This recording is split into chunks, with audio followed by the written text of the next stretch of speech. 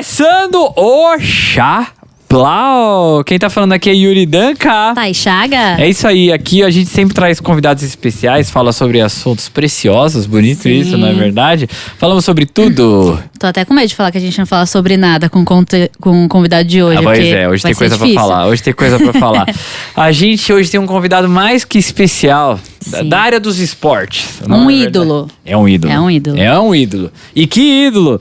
Estamos aqui com Zete! Aê! Bem-vindo, Zete. Obrigado pela oportunidade, né, de estar aqui com vocês, de falar um pouquinho de esporte, de tudo, né? Até de música, eu acho que tenho coragem de falar sobre isso. Boa. Zete, como tá hoje? Você tá trabalhando na base do São Paulo, é isso? Isso, Yuri. Eu tô na base já há 3 anos, desde que o Júlio Casari, né, o presidente de São Paulo, assumiu, né, quando ele ganhou a eleição. Ele fez um convite pedindo, né, para tomar conta da base em função dos goleiros, né? Porque o São Paulo não tem... Eu estudei toda a história, que a gente vai falar um pouquinho aqui, eu estudei a história dos goleiros do São Paulo, desde lá de trás, de King, Poi, né? E realmente não tem um goleiro que foi para a seleção brasileira ou foi para uma Copa do Mundo, né? Melhor, né? Que foi formado na base do São Paulo, né? Então, você pegar desde 74, Valdir Pérez, que ficou até 85, depois veio o Gilmar, né? Ficou até 90, eu que entrei no lugar de Gilmar até 96 para 97, e o Rogério Ceni, são todos goleiros formados eu sou do Guarani, né? Guarani, depois eu passei pelo Palmeiras e vim para o São Paulo. O Rogério Ceni de Sinop, né? Depois que veio para o São Paulo. E Valdir Pérez começou em Garça, né? Rodou para depois chegar no São Paulo. E o Gilmar, que é de Porto Alegre, né? Então essas 4 Então gerações. Podemos afirmar que o nosso próximo campeonato mundial da Copa do Mundo, o goleiro foi treinado pelo Zete? Podemos já afirmar isso? Seria bom, né? Não, mas tá num bom caminho. Eu acho que o São Paulo hoje tem goleiros assim que vêm desde os 12 anos de idade, né? Do período que eu tô lá. Eu acho que chegando no profissional com 20 e poucos, eu acho que já vão ser uma geração, né? Vai ser uma geração diferente, né? Uma geração que acho que vai ser titular do São Paulo, não o São Paulo precisar comprar goleiro ou emprestar goleiro, né? A gente já falou um pouco sobre isso, que eu até quero entender como funciona essa parte de formação. Só que você também falou que você está com a sua academia de formação de goleiro, certo? Que é uma academia já antiga que você tem aí há anos, né? Já. É isso? Isso, eu estou há 16 anos. Esse foi um projeto que eu ainda era treinador, né? Mas era um projeto que desde a época de goleiro eu sempre achei que faltava assim, oportunidade, né, para o esporte amador, você realizar o sonho daquele garoto, né, que um dia foi goleiro, mas não teve oportunidade de jogar ou treinar no profissional. Então a academia ela atinge bem esse público que adora a posição de goleiro, trabalha o dia todo, né, a semana toda, e à noite vai se exercitar, vai ter o prazer, né, de disputar, né, de uma forma a posição, para jogar uma pelada no final de semana com qualidade, né? Então é mais ou menos isso. Eu acho que é o bem-estar, né, de todo o pessoal que acompanha a academia. Hoje nós estamos lá com quase 400 alunos, alunos de 7 anos até 45, 60. Então tem uma turma muito grande. Mas é legal. Academia dentro do Banespa, né, do Clube Banespa. Isso aconteceu há 16 anos atrás. Era um projeto que era para alguns alunos, até o filho do Branco Melo, né? Na época. O Bento? O Bento. O Bento era goleiro, é goleiro ainda. Você sabe, né, que o Bento apresenta um programa na 89, a Rádio Rock. Ele tomou o lugar do pai dele da apresentação. Sim, e Bento... quem participa do programa é o Casagrande. Pô, que beleza. E deixar um grande abraço, né, ao Bento, porque tive a oportunidade de estar com ele no Titãs, né, lá no Allianz Parque, e com toda a banda também. Foi muito legal, assim, o reencontro, porque o Bento, a última vez que eu tive com ele tinha lá por volta de 15 anos, né, 16 anos, que foi quando começou a academia. E meu filho também tinha por volta de 15 a 16 anos, o Pedro. E então o projeto era assim, bom, eu vou treinar, né, alguns meninos para ter condições de chegar num profissional, num clube grande, e poder treinar e disputar a posição com os meninos que estão lá. E o projeto começou dessa forma, com 10, acho que 15 alunos, e de repente tomou uma proporção muito grande, virou uma empresa, né? Então hoje é uma empresa que trabalha aí com quase 17 funcionários e tem ali 8 professores, né, de educação física formados que gostam da posição de goleiro, que trabalha com todos esses meninos. E só para passar, né, fica dentro do Clube Banespa, em Santo Amaro. Tá ali na rua São Sebastião 270, né? Então é um lugar muito gostoso, agradável, ambiente maravilhoso. Tem treino das 7h30 da manhã até as 9 horas da noite, né? Caramba, todos os dias. A hora que você quiser. O dia inteiro. Muito bom. Você falou aí sobre a molecada, né? Como funciona esse lance da base, né? Você falou assim, não, porque aí o São Paulo não contrata mais, não gasta contratando um puta goleiro de outro time. Como funciona? Vale mais a pena você investir na base ou também fazer a base é caro? Como é esse coeficiente aí? A base é muito caro. A base, a estrutura do São Paulo é uma estrutura diferenciada dentro do futebol brasileiro. Tem poucas, eu acho que centro de treinamento, né, que é o centro de formação de Cotia. No Brasil, são poucos clubes, a gente conta alguns clubes aí que tem essa estrutura que o São Paulo tem. Então, trabalha-se com meninos de 9 anos até 20. Eu estou falando de goleiros e meninos, né, que trabalham na linha, né, que são jogadores que despontam, né, pro profissional. É um custo alto, elevado, porque hoje são mais de 280 garotos na base. Nem todos moram lá, porque só pode alojar a partir de 14 anos. Os meninos mais jovens, os pais levam de 2 a 3 vezes por semana, e tem o jogo ainda, né, que já existe competição para o sub-11, sub-12, sub-13, né? Mas é uma maneira de formar os atletas, né? O São Paulo tem toda a estrutura para isso, né? Desde psicólogo, né, departamento médico, a parte de humanas. Existe essa estrutura que dá todo o apoio, alimentação, né, os alojamentos, e é uma estrutura que custa muito, mas vale a pena, porque o São Paulo hoje acho que tem 18 atletas da base do São Paulo jogando no time profissional, né, no time de cima, morando na Barra Funda, né? Então é um investimento muito bom, porque eu estou há 3 anos lá, e esses 18 meninos, eu acredito que nesses 3 anos foram garotos, e fora alguns que já foram vendidos, né? Zete, e como é trabalhar com o sonho desses meninos? Porque na academia, com certeza, os mais novos, eles já almejam e desejam muito estar lá. Mas quando você está num grande time, que seja na base, não sei, o sonho que eles almejam ali, eles se perdem um pouco. Você tem que dar uma segurada, tipo, ei, volta aqui, senão você não vai adiante. Como que funciona? Sempre, a gente tem que estar com a corda lá puxando, segurando. Vamos lá, tem 2 situações, 2 não, várias, mas eu vou citar 2 situações. Tem o sonho do menino, né, do garoto, que no caso da academia, eles começam com 7 anos, que é uma brincadeira, é muito lúdico, para tentar entender a posição de goleiro, aprender. Existe um menino de 12 a 13 anos que já é um sonho para jogar numa equipe grande, né, do futebol do cenário brasileiro, até lá fora, que são esses garotos adolescentes. E tem o pessoal que gosta de exercitar, né? Isso é uma situação lá da academia, né? Que é um outro aspecto de treino, e buscar, né, a melhor qualidade de vida, e às vezes sai alguns meninos.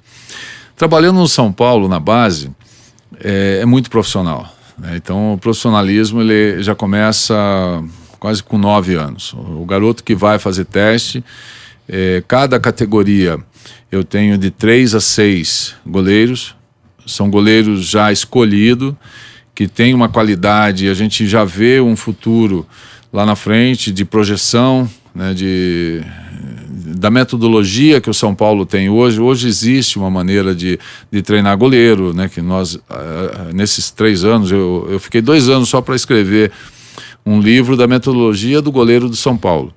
Cada categoria, né, cada conjunto que nós temos lá de técnicos, eles ficaram responsáveis por uma categoria, e eu pela parte de goleiro. Então hoje eu sei como o goleiro de 9 anos se comporta, chega, o que eu quero deles, o que eles têm que fazer para passar para o ano que vem.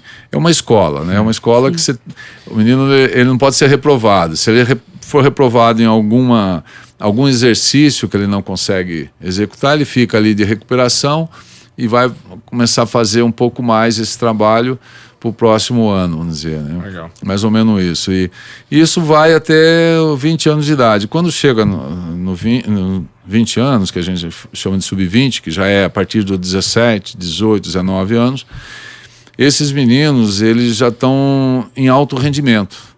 Eu já não tenho que ficar ensinando muita coisa, né, para eles. Eu tenho já que esperar que eles cheguem a um lugar no profissional e brigue com os jogadores que estão lá no profissional. Eu falo de goleiro, mas serve para os jogadores de linha, que é o sonho. O sonho é estar no profissional, né? Estar jogando no profissional do São Paulo. E eu brinco às vezes com os meninos que chegam lá de 9, 10 anos, né? Quando está todo mundo, o pessoal me conhece e tal. E eu não dou treino, mas eu participo muito, sou muito ativo dentro de campo, né? E aí eu falo, vocês querem jogar, né? O que vocês pensam? Querem jogar onde? Aí o Real Madrid, não sei o quê, né? Ajax, tudo assim, né? Esse sonho já envolve lá fora. Eles nem passaram ainda pelo futebol brasileiro. Quer dizer, o que a gente tenta passar para esses meninos quando chega no 17 e 20, eles têm que jogar no São Paulo. Quer dizer, o sonho deles é jogar no São Paulo, não jogar lá fora. Porque se jogar no São Paulo, eles têm a porta aberta lá para fora, né? Então essa é um pouquinho desse sonho dos meninos, né? E aí depois a gente pode falar um pouco mais, porque senão eu vou ficar falando muito aqui, que são os pais. Aí tem o sonho do pai. Né? O pai sonha com o menino em ser um grande jogador. Não é o menino, é o pai, né? E aí é difícil. Esse a gente tem que puxar corda, assim, a gente não deixa nem ver o treino dos filhos, né? E uma das coisas que eu ia falar é que pro menino, não viu o Zete em campo, assim como eu, quando eu nasci, foi quando o Zete saiu do São Paulo, mas tem o pai que via. Eu sou São Paulina, meu pai é São Paulino, então pro meu pai, e aí é aquela coisa, o pai leva, porque além de tudo, é o ídolo do pai que tá ali pra ensinar o filho, então ele quer ainda mais que o filho, né, tipo, vá à frente, quero estar perto dos ídolos dos pais, necessariamente, né? E aí, com certeza, é mais difícil. Falando um pouquinho dos pais em relação ao que acontece não só no São Paulo, acontece no Brasil todo. Talvez no São Paulo a gente tenta fazer reuniões com os pais no começo do ano, cada 2 meses, mais ou menos, a gente reúne os pais, olha, aqui seu filho está dessa forma. São 30 pais, né? Que estão presentes, que são 30 crianças daquela categoria, isso por categoria. Para falar exatamente isso, né? O que o menino está fazendo, né? Como ele está se comportando, a projeção dele. Então tem todo esse processo. E o que não deve fazer, uma das coisas que a gente não consegue evitar, é uma coisa meio louca, porque o menino chegou, ele está no São Paulo, ele já está no São Paulo. E aí o pai acha que para performar-se no São Paulo melhor do que os outros meninos, contrata um personal trainer fora, sem ninguém saber. Aí contrata um coach, né, para achar que o menino... Isso, eu estou falando de menino de 9 anos, 10 anos. Né? Então esse é o grande perigo e o que a gente...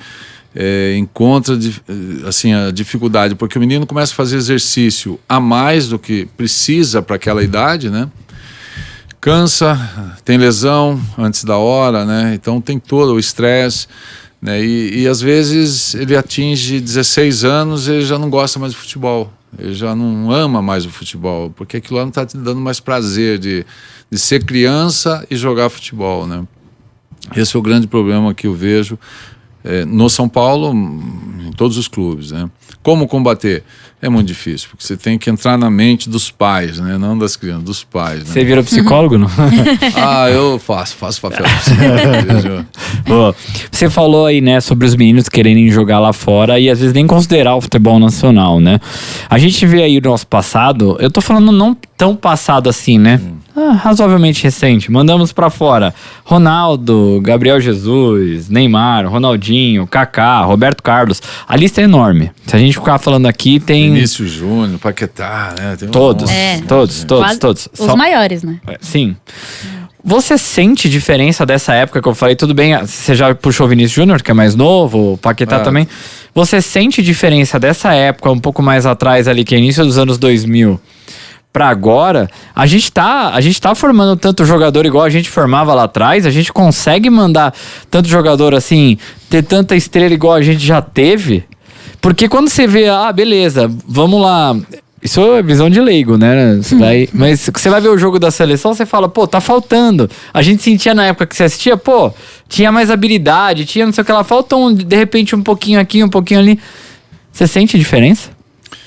Sinto, bastante, porque é que assim, a qualidade dos jogadores é duro você ficar falando, né, do Rivaldo, né, o Ronaldo, Romário, né, Ronaldinho Gaúcho, né? Então, são jogadores que atuaram no Brasil e saindo, eu sou ainda um pouco mais, uma geração talvez antes, né, 10 anos antes, que era o Zico, né, o Sócrates, né, Júnior, né, ainda eu tive a oportunidade de jogar com eles, né, não sou tão velho assim, mas... Mas eu vi muito esses jogadores, e para sair do futebol brasileiro para jogar fora... Primeiro que tinham 3 estrangeiros só, que podia cada clube europeu. Era muito difícil sair, levava só os atacantes e melhores. Então, nós tínhamos no Brasil muito mais qualidade assim, de futebol de cada clube, né, do cenário brasileiro, né? Flamengo, né, tinha super time, Santos, né, São Paulo, Palmeiras, era um Atlético, Inter, né? Então, a gente ficava no Brasil ainda com grande quantidade, porque saíam poucos jogadores pelo fato do passaporte, né, que não podia, né. Aí quando abriu o mercado e virou a cidadania, né, que os estrangeiros podiam jogar em qualquer lugar, né, na Liga Europeia, abriu-se o mercado e começou o pessoal sair um pouco mais cedo do Brasil e sair meio sem qualidade, né. Então o pessoal fazia aí 10, 20 jogos no clube, não precisava ganhar título. Antes você saía se fosse campeão brasileiro, campeão da Libertadores, ou você tinha que ter uns títulos de expressão, né, que era paulista, para poder sair para jogar lá fora. Aí quando abriu o mercado, começou a sair mais atletas, mas talvez com poucas qualidades, porque não atingia o máximo aqui. Ele já chegava com 18, 19, que é o que vem acontecendo hoje. Hoje está muito mais difícil de segurar os atletas, até pelo lado financeiro. Os clubes continuam ainda, o europeu continua comprando atletas brasileiros, porque nós temos qualidade ainda, né? Por tudo que a gente vê na seleção brasileira, mas nós temos ainda qualidade, grandes jogadores. A única coisa que eu vejo nesses últimos 15 anos, 20 anos talvez, eu parei em 2001, né? Já 22 anos atrás, 23, a gente já tinha dificuldade nesse período. Mas o que eu vejo hoje, a mudança das regras do futebol, coisas simples, né, que é bater o tiro de meta hoje, que você não precisa tirar a bola de dentro da área pequena, né? Você muda um conceito do futebol e a gente passou a jogar um futebol muito mais europeu, depois dos 7 que nós tomamos, né, da Alemanha em 2014. Parece que tudo que foi feito até 2014 não serviu. Né? Não serviu, mas nós somos pentacampeões. Nós somos o único país que tem, né, todas essas conquistas, com grandes jogadores. Ainda continuamos revelando grandes atletas. Só que esse resultado em 2014, eu acho que trouxe uma visão que todo mundo abraçou, a imprensa, todo mundo, né? Talvez a CBF, os dirigentes das federações, que o Brasil tem que mudar. Vamos mudar. Então como? Igual a Alemanha. A Alemanha não ganhou mais nada depois disso, né? Foi um super time que conseguiu o título aqui em 2014, mas a seleção brasileira, ela tinha que voltar a seu modelo. Eu adorei a entrevista do Dorival Júnior, falando nesse sentido. O Dorival falou, nós precisamos resgatar a nossa metodologia de futebol brasileiro, que acabou, né? Que era justamente nesse período do Rivaldo, né? Do Ronaldo, do Ronaldinho Gaúcho, que eram os grandes jogadores que nós tínhamos, né? Que nasceu nessa geração talvez de 90, né? Que foi o período que eles apareceram, 85 talvez, que eles nasceram, né? E foram jogar nesse período de 2002, né? Que tinham 20 e poucos anos. Então, eu acho que nós perdemos esse DNA nosso, de grandes jogadores, e sim, estamos formando um jogador para a Europa, né? Acho que está muito em cima disso, né? Fazer um jogador jogar no estilo europeu. Eu quero vender para a Inglaterra, então esse jogador tem que jogar desse jeito. Para a França, e Itália, e vai, né? Eu acho que a Alemanha. Então, minha visão, Zete falando isso, né? Eu vi várias declarações de grandes profissionais aí que estão no meio, e eu tenho essa opinião junto com o que eu escutei de muitos treinadores também, né? E uma pergunta, você falou do futebol europeu versus brasileiro e nosso jeito de jogar, né? Por que o futebol brasileiro é muito mais lento que o europeu? É técnico, eu acho que os nossos jogadores são muito técnicos, né? Mas assim, hoje os jogadores estão se adaptando a essa formação europeia, que é marcação alta, né, que chamam hoje, marcação em cima, né, vamos chamar, de recomposição rápida. O jogador não para. O futebol hoje está entre 12 quilômetros, 14 quilômetros, 10 quilômetros por jogo, né, dependendo da... Isso é a quantidade percorrida pelo jogador. Quantidade percorrida. E quanto era no passado? Nós chegamos desde a Copa de 70, eu acho que era uns 5, 6 quilômetros.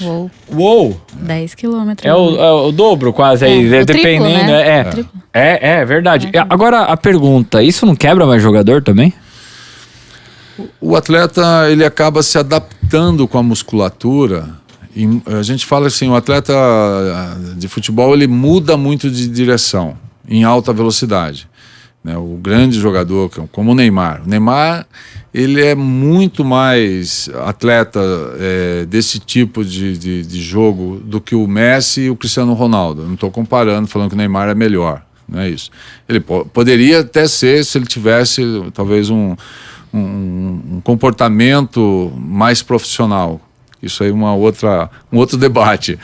Mas a mudança de direção que o Neymar faz em velocidade com a bola, são poucos atletas no mundo que faz isso, né? Ele está em alta velocidade, ele sai do adversário rápido, e isso ele tem que ter uma musculatura muito forte, ele tem que ter, sabe, resistência, pensamento, sabe, a inteligência, né, do poder de reação dele para mudar de direção com a bola e antever a jogada. Quer dizer, isso tudo está no brasileiro. O brasileiro consegue fazer muito bem isso, né? Agora, falta essa disciplina de falar, eu quero jogar até 40 anos. Eu vi uma reportagem do Zé Roberto, agora no dia 4, né? Fantástico. Eu printei ali aquela tela e mandei para todos os meus goleiros, assim, do 15 para cima. Eu falei, todos vocês têm que ver isso aqui. Se querem ser profissional de alto rendimento, leia isso e vê o que o Zé Roberto fez. Porque o cara foi fenômeno, né? Ele não pode voltar para o Brasil, esses atletas não podem voltar para o Brasil com 30 anos de idade e falar que já é veterano.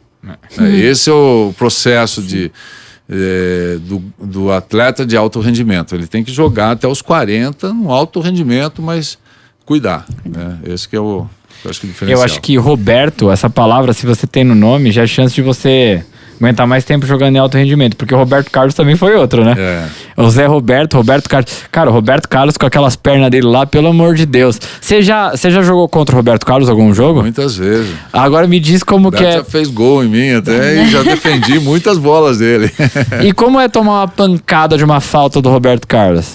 O Roberto, ele estava muito forte. Eu não tomei gol de falta, né? Eu tomei gol de bola rolando, né? E ele fez acho que 2 gols em mim, fez um golaço no Pacaembu, assim, um chute quase do banco ali de reserva ali, ele acertou um chute. Eu estava já no São Paulo, ele no Palmeiras.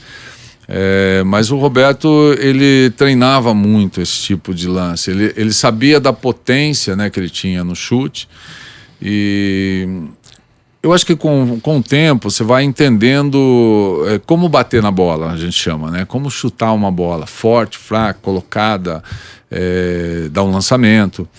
Eu aprendi isso, né, com o passar do tempo. O Rogério Ceni foi um grande cobrador de falta porque ele entendeu, né, o processo de como bater na bola, né? E às vezes não é bater forte que você vai fazer o gol, que você vai furar a rede, né?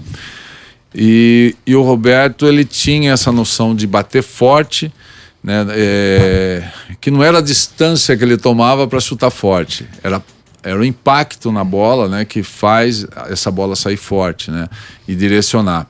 E o Roberto aprendeu a fazer isso muito bem, treinando, e era fantástico. O Roberto foi um baita jogador, assim.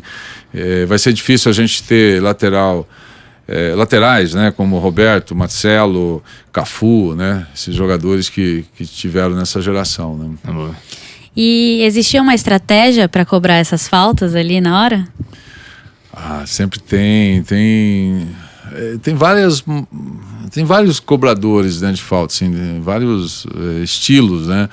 Eu acho que nós estamos carentes, né, de grandes cobradores de falta hoje, tanto forte como por cima da barreira, né. Eu acho que nós temos poucos comentários assim, nossa, aquele cara bate muito bem falta, o adversário tem que tomar cuidado, né? Não tem, hoje joga futebol, não tem Você acha que é aquela falta de disciplina, né, de treino? Sei lá, você vai perguntar pro Mãozinha, nosso querido Oscar Schmidt do basquete. Você fala assim, nossa, você é muito talentoso. Ele se ofende, ele fica bravo. Ele, não, talentoso não, mas espera aí. Se eu treinei não sei quantos milhões de arremessos, por que eu sou... Não, eu fui persistente, ele tem todo um lance. Não só ele, como outros falam. Você acha que é falta de você ter essa disciplina no treino? Falta. Eu tenho uma frase do Tele, assim, que eu guardo. O Tele fala muito isso, que a repetição do movimento deixa próximo de uma perfeição, né? Você só vai ser, não perfeito, porque não existe, mas você vai chegar próximo se você repetir, se treinar. Senão... tem talento? Pode ser, mas é uma vez. Mas não manter uma regularidade durante 15 anos, sei lá, o tempo que um atleta aguenta praticando aquele esporte, né? Como Oscar, Hortência, Paula, né? Grandes nomes. O futebol é a mesma coisa. O cara vai saber chutar na bola, vai saber chutar a bola ou cruzar essa bola, se treinar, né? O Tele fazia muito isso, insistia demais com todos os jogadores, com Macedo, com Cafu para cruzar, né? Macedo para chegar na área, finalizar, era o Vitor, né? Naquele período, Palinha, Miller, né? Porque ele sabia que se ficasse treinando, repetindo, uma hora no jogo ia acontecer, ia sair natural, né? Eu falo para os meus goleiros que o goleiro não pensa, reage, né? Porque se você pensar o que eu vou fazer, como que eu vou pular na bola, já tomou o gol, já passou. Né? Então é a reação. E a reação ela tem que ser dentro do treinamento que você executa durante toda a semana, o mês, o ano, né? E é difícil manter isso, né? Ficar o ano todo na prateleira de cima pela qualidade, né? Você consegue, mas tem que treinar. Você tem que se doar de alguma forma, né? Nos jogos, qual o jogador mais te preocupava na hora de bater uma falta? Ou que tava chegando ali perto do gol, você falava, puta, de novo ele. Esse daqui. Eu tenho algumas histórias assim. A minha geração, eu peguei uma geração desde Zico, Roberto Dinamite, né, que não está aqui com a gente, mas o Roberto era um grande finalizador, assim, ele batia muito bem falta, forte, né? Eu enfrentei o Roberto várias vezes, assim, teve várias oportunidades, né, de bater falta, eu lembro muito dele. O Evair do Palmeiras era um cara que eu às vezes não dormia, eu ficava assim, esse cara... Amanhã tem jogo. Foi o Tele Santana um dia no Morumbi, Palmeiras e São Paulo, né, o São Paulo e Palmeiras no Morumbi. Ele falou assim, se o Evair for bater falta, se tiver, inverte a barreira, que ele não está acostumado.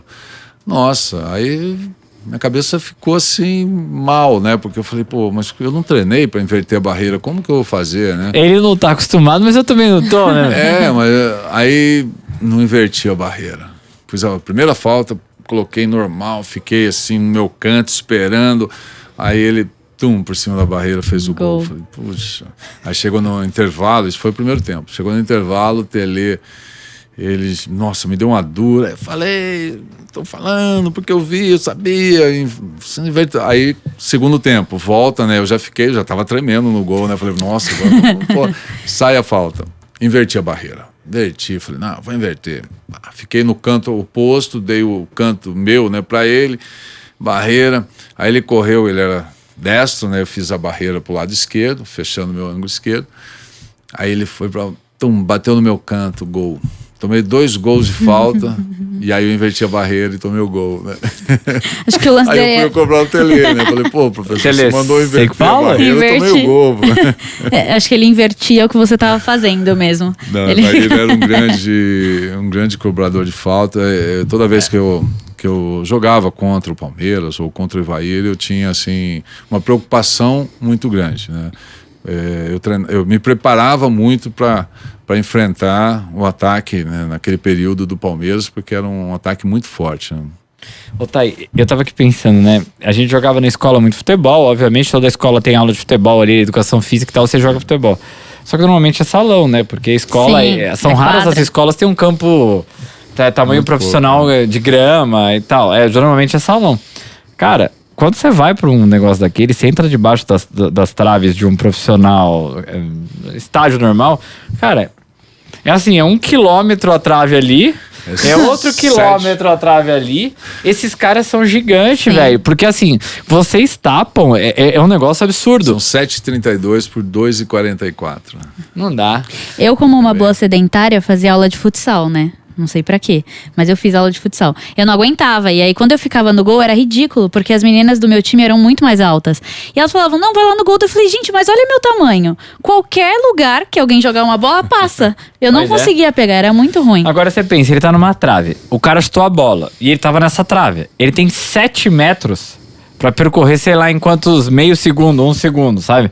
Milésimo de segundo, acho que não dá nem um segundo às vezes. Como se treina impulsão pra você chegar num lugar tão rápido assim? Porque você vira um sapo, né? Você vira um negócio... Não, potência, né? A gente chama de potência... É um conjunto de treino, um conjunto, né, de movimento que... A gente faz muito salto o tempo todo, né? Goleiro não é saltar simplesmente, tô saltando e vou virar goleiro, né?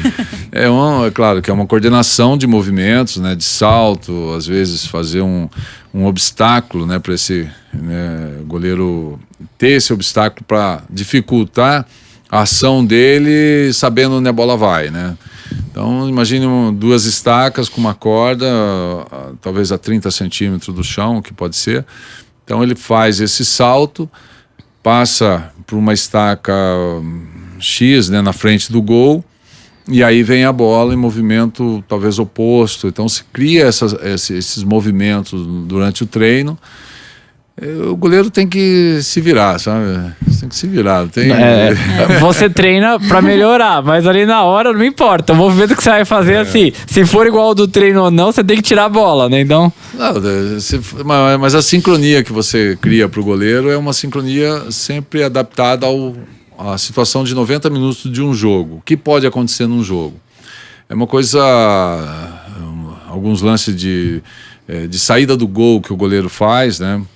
O Rafael teve uma situação que saiu do gol, né, acabou se chocando dentro da área, houve um pênalti, né, mas é uma situação que é treinado, não acertar o adversário, né, fazer pênalti, mas é treinado você sair do gol e chegar na bola a tempo antes do adversário, né? E aí a gente acaba estudando por que demorou milésimo de segundo para chegar na bola e acabou acertando o adversário. Ali no meio do caminho existe um obstáculo que trouxe essa dificuldade para ele, né, no jogo. Então aí você tem que corrigir no treino, né, para isso não acontecer, ele ganhar esses 4 dedos, né, de diferença que é o treinamento, né. Aqui no Brasil, que time que te agrada mais no aspecto tático? Não tô falando só no gol, tô falando no time em geral. Eu acho que assim, o São Paulo vem desempenhando bem, né, a postura do time. O São Paulo não é um time, não é um super time, né? Isso a gente sabe, mas é um time que está muito bem posicionado e o tempo todo buscando, né, a posse de bola, buscando roubar essa bola, né, principalmente na parte ofensiva, né. Eu acho que o Flamengo perdeu um pouco a essência, né, do que vinha do Flamengo de 2 anos atrás, né.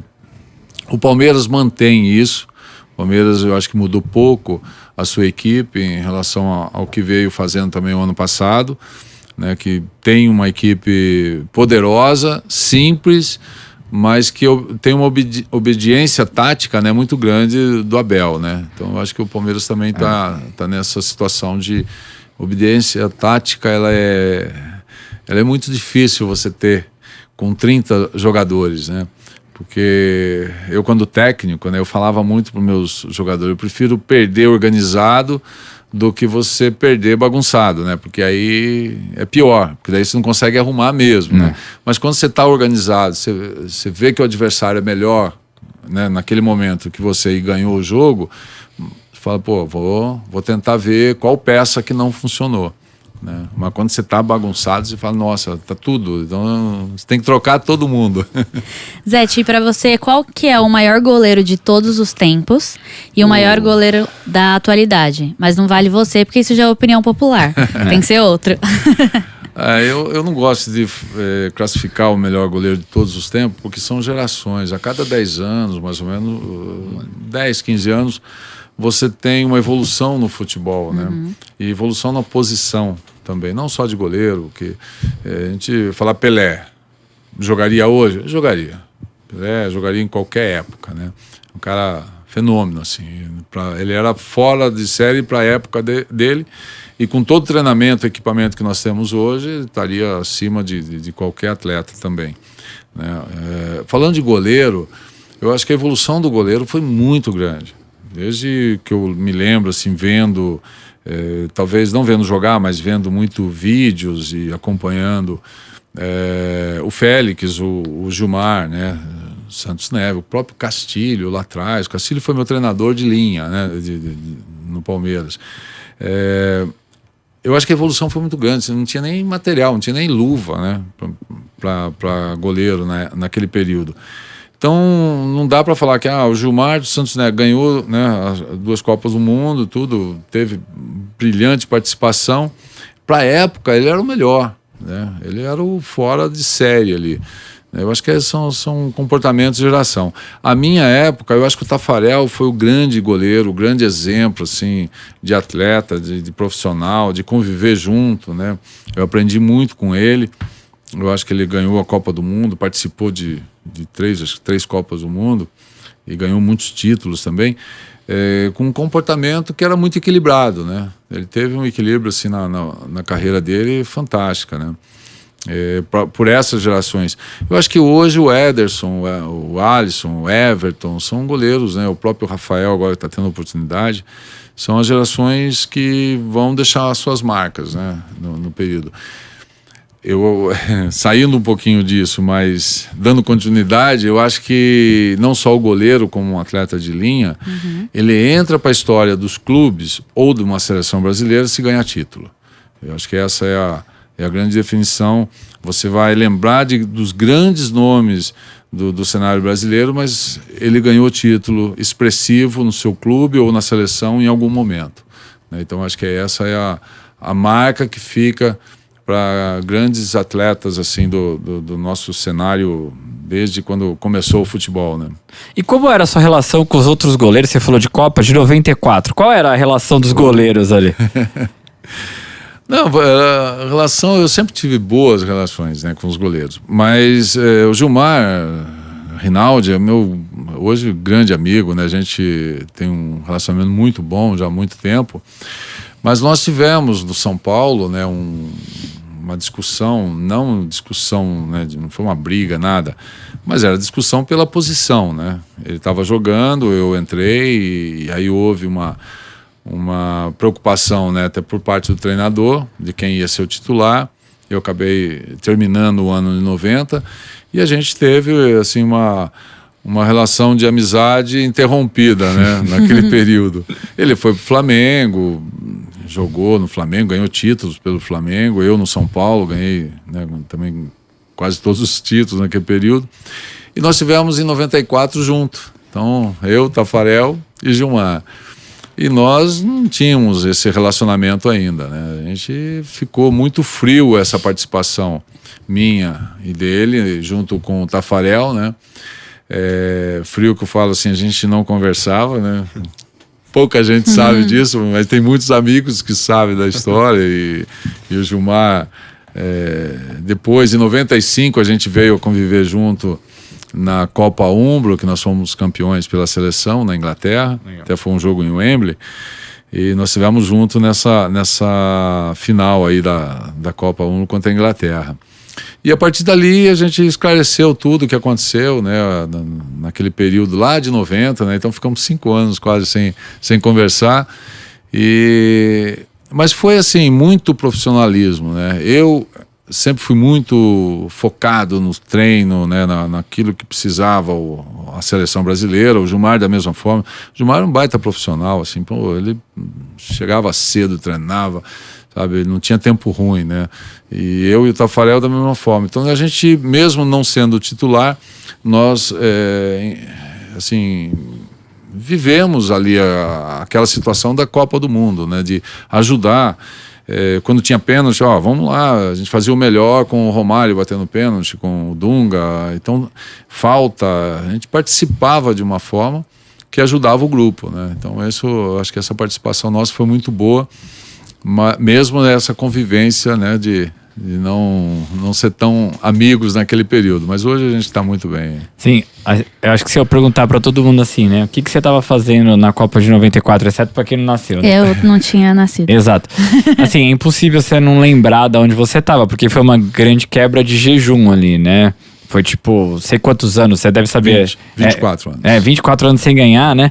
E aí veio a vitória, assim, simplesmente eu acordei no dia seguinte sem voz. Só pra você ter uma noção como as coisas. Eu tava em casa com a minha família, a gente acordou sem voz. Só pra você ter uma noção de como foi sei lá, uma catarse que aconteceu ali. Nem sei o que aconteceu ali.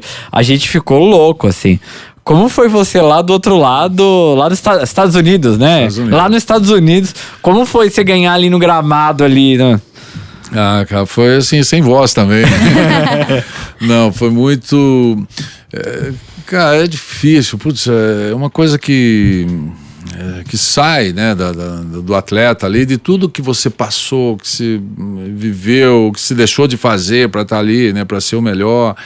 Né, e quando você ganha o título, né, que no caso ali o Baggio chutou por cima, né, que o Tafarel estava no gol e o pênalti, né, chutado por cima, porque o Tafarel já tinha defendido né? Então foi assim um êxtase de você correr, né? Todo mundo correr, se abraçar, comemorar, né? Junto com todos os companheiros. Você ergueu o troféu, que o troféu é pesado, né? Pesa 3 quilos e pouco, 4 quilos, sei lá. E é uma emoção muito grande, né? Do mundo todo tá olhando para aquela imagem ali, né? Do momento de você estar dentro de campo e ser campeão do mundo, né? E nós voltamos pro hotel, nossa, foi muito, muito comemorado, assim. No dia seguinte a gente já voltou pro Brasil. Nós viemos com um voo, né? Que na época fretado, acho que era Varig, sei lá o que era. Varig, E foi só a seleção, né? Só a delegação dentro do avião. Então foram quase, acho que 15 horas, não sei quanto tempo que nós levamos para chegar no Brasil. Aí nós paramos em Recife. Se fosse hoje, acho que ia ser todo mundo preso, né? Porque o avião deu um rasante assim na praia de Boa Viagem, né? Lá de Fortaleza, lá. A asa assim quase que bateu, né? Quando deitou assim, quase que bate e vocês dentro na praia, assim, nossa, de tanta... mas foi bonito. Essa volta nossa, eu lembro... Eu tô falando, né, de tanto tempo atrás, nós vamos completar 30 anos agora, né? Dessa conquista de 94. Acho que vai ter algumas festas aí, algumas comemorações, encontro, né, de todo mundo. Então, eu espero que a CBF esteja ouvindo aqui e faça alguma... Bora fazer, CB! Bora fazer, mano! Chama nós! Que é muito legal. Porque são 30 anos, né? Então, a festa foi muito grande. A comemoração, aí nós fomos para Recife, depois nós fomos para Brasília, né? Lá, não dei cambalhota, né? Que nem o Vampeta fez. Vampeta no Planalto, mano. Mas foi muito, muito bacana, assim, toda essa lembrança que eu tenho, esse filme, né, que passa do momento, da gente no carro de bombeiro. Aí nós fomos pro Rio, depois do Rio, já era quase 6 horas da manhã, nós estávamos chegando em São Paulo, né? Isso foi o dia todo, né? Nós chegamos na parte da manhã em Recife e foi rodando. Eu não sabia nem onde estava minha mala mais, não sabia mais nada, né? Tanto que nós viajamos. Mas foi muito bacana, assim, é uma coisa inesquecível. Sempre fazem uma pergunta para mim que o que foi mais importante, né? A Copa do Mundo, né? De estar jogando, ou o Mundial de 92, 93, né? Eu falo assim, que você jogar uma final de 92, como eu fiz pelo São Paulo, né, no Mundial, é muito mais gostoso, é muito mais prazeroso porque você está jogando, você tem que defender, você não pode tomar gol, você tem responsabilidade, né? A participação é diferente. E diferente da Copa do Mundo, né? Que eu assisti o jogo, né, na reserva do Tafarel, muito próximo do campo, né? Melhor do que os torcedores lá em cima, né? Estava bem próximo, deu até para abraçar todo mundo. Então é uma emoção única, né? Claro, você ser campeão do mundo, mas a emoção de você ganhar um título jogando é maravilhoso, né? Agora indo pro São Paulo, 92 na Libertadores. Final, pênalti. É tudo pênalti, né? 94 é pênalti, lá é pênalti. Aí você vai... Como foi a situação? Nem falo. Como foi? 92... Bom, a Libertadores nossa... foi assim uma conquista. No começo ela foi muito... o Tele até queria desistir, né, no primeiro e segundo jogo, que eu acho que foi contra o Criciúma, que foi o primeiro jogo. Nós perdemos esse jogo com um time assim, tava misto, e o Tele não queria jogar Libertadores, né? O Tele no sentido assim, a comissão, né, porque era uma competição que não dava dinheiro pro clube, né? Não tinha uma projeção, mundial assim, né? A Libertadores.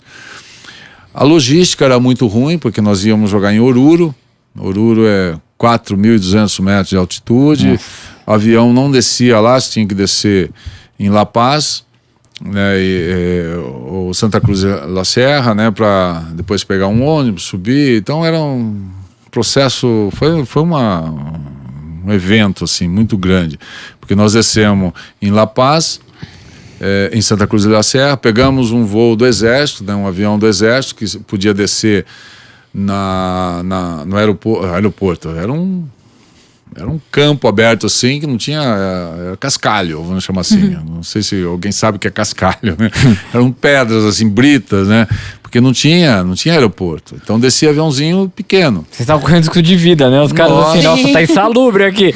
O jogo? Não, é o avião. Aqui mesmo, a pista. Foi. A história tem muita história, essa viagem que marcou muito para todos nós, né? Desde o Tele Santana querendo ler jornal, né, na aterrissagem lá, que não dava para ver a letra, né? Porque balançava tudo, isso não dava para enxergar, não tinha como. E assim, quando nós descemos, a altitude tinha que chegar 2 horas antes do jogo, né? Então foi toda a previsão que foi feita da fisiologia do São Paulo, que ali começou a estudar mais a fisiologia, né, do atleta, como se comportar em altitude. Então treinava-se com câmera de oxigênio, né, com aquela máscara, e diminuía o oxigênio e você corria na esteira, né, para ver ver quem que se suportava mais, né? Então tinha o Cafu quebrava a esteira, o Cafu era um monstro, né? E tinha o Palinha, que era, no fim o Palinha fez 3 gols naquele jogo, né? Que era o cara que, então tinha um cara que passou mal, sangrou o nariz, desmaiou. Nós chegamos, né, 2 membros da comissão técnica, precisou balão de oxigênio, porque tudo era um negócio, a bola era mais rápida, né? E eu tinha que ter atenção, porque a bola era muito rápida, mas eu ficava rápido também, né? Então é isso que eu aprendi. Eu falei, a bola é rápida, mas eu também sou mais rápido, né? Então comecei a treinar antes do jogo, a esse tipo de situação. Eu fui bem na partida, tive uma partida muito boa, Palinha foi muito legal. Aí que começou a história da Libertadores, né? Porque quando nós conseguimos a classificação de grupo, aí a Libertadores, opa, o negócio vai ficar legal agora. Agora todo mundo, aí o time, né, o Tele, todo mundo começou a focar mais na Libertadores. E chegamos na final contra o New Old Boys, né? Perdemos o primeiro jogo de 1-0, mas o time era muito bom, assim. A gente sabia que perder de 1-0, pô, a gente ia fazer o resultado em casa. E esse jogo contra o New Old Boys foi um jogo difícil, porque o gol de pênalti, né? Saiu um gol de pênalti, porque o Miller saiu, o Tele tirou o Miller, que não estava legal no jogo, pôs o Macedo entrou, primeira bola, pênalti. Aí o Raí fez o gol, aí empatou o jogo, né? Na disputa, perdemos de 1-0, ganhamos de 1-0 no Morumbi. Só que a gente queria terminar o jogo, né? O jogo no tempo normal, né? Mas aí acabou indo para os pênaltis. Os pênaltis foi uma coisa interessante nessa final, porque o Valdir Joaquim de Moraes, que era o treinador de goleiro, né? Que foi para mim um pai de todos os goleiros, né? Dessa geração. Ele era o cara de confiança do Tele Santana. Então o Tele falou, eu quero que você veja todos os jogos do Nils, que pode ser o nosso adversário, porque se o Nils sai lá no adversário com os pênaltis, ele ia seguir o outro, mas o Nils foi passando nos pênaltis, foi passando, e ele anotou todos os batedores. Não tem essa facilidade hoje da internet, né, do celular, então não precisava nem viajar, mas ele acompanhou, assistiu os jogos, marcou o número do jogador e tal.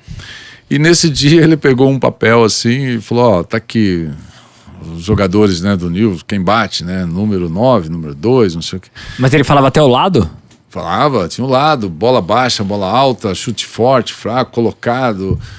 E eu falei, tá, e aí? Eu vou ficar decorando isso, né, com 120 mil pessoas gritando meu nome, pô, no Morumbi, né? Sem chance. Aí eu peguei o papel e dei pro Alexandre, né, o falecido Alexandre Escobar, que estava no meio de campo, né, com a folha. Então o cara quando saía do meio de campo, né, que fica os dois times perfilados, né, que fala, e quando veio o adversário não sabia quem era, porque não tinha número, né. Você não identificava o cara. Não dava.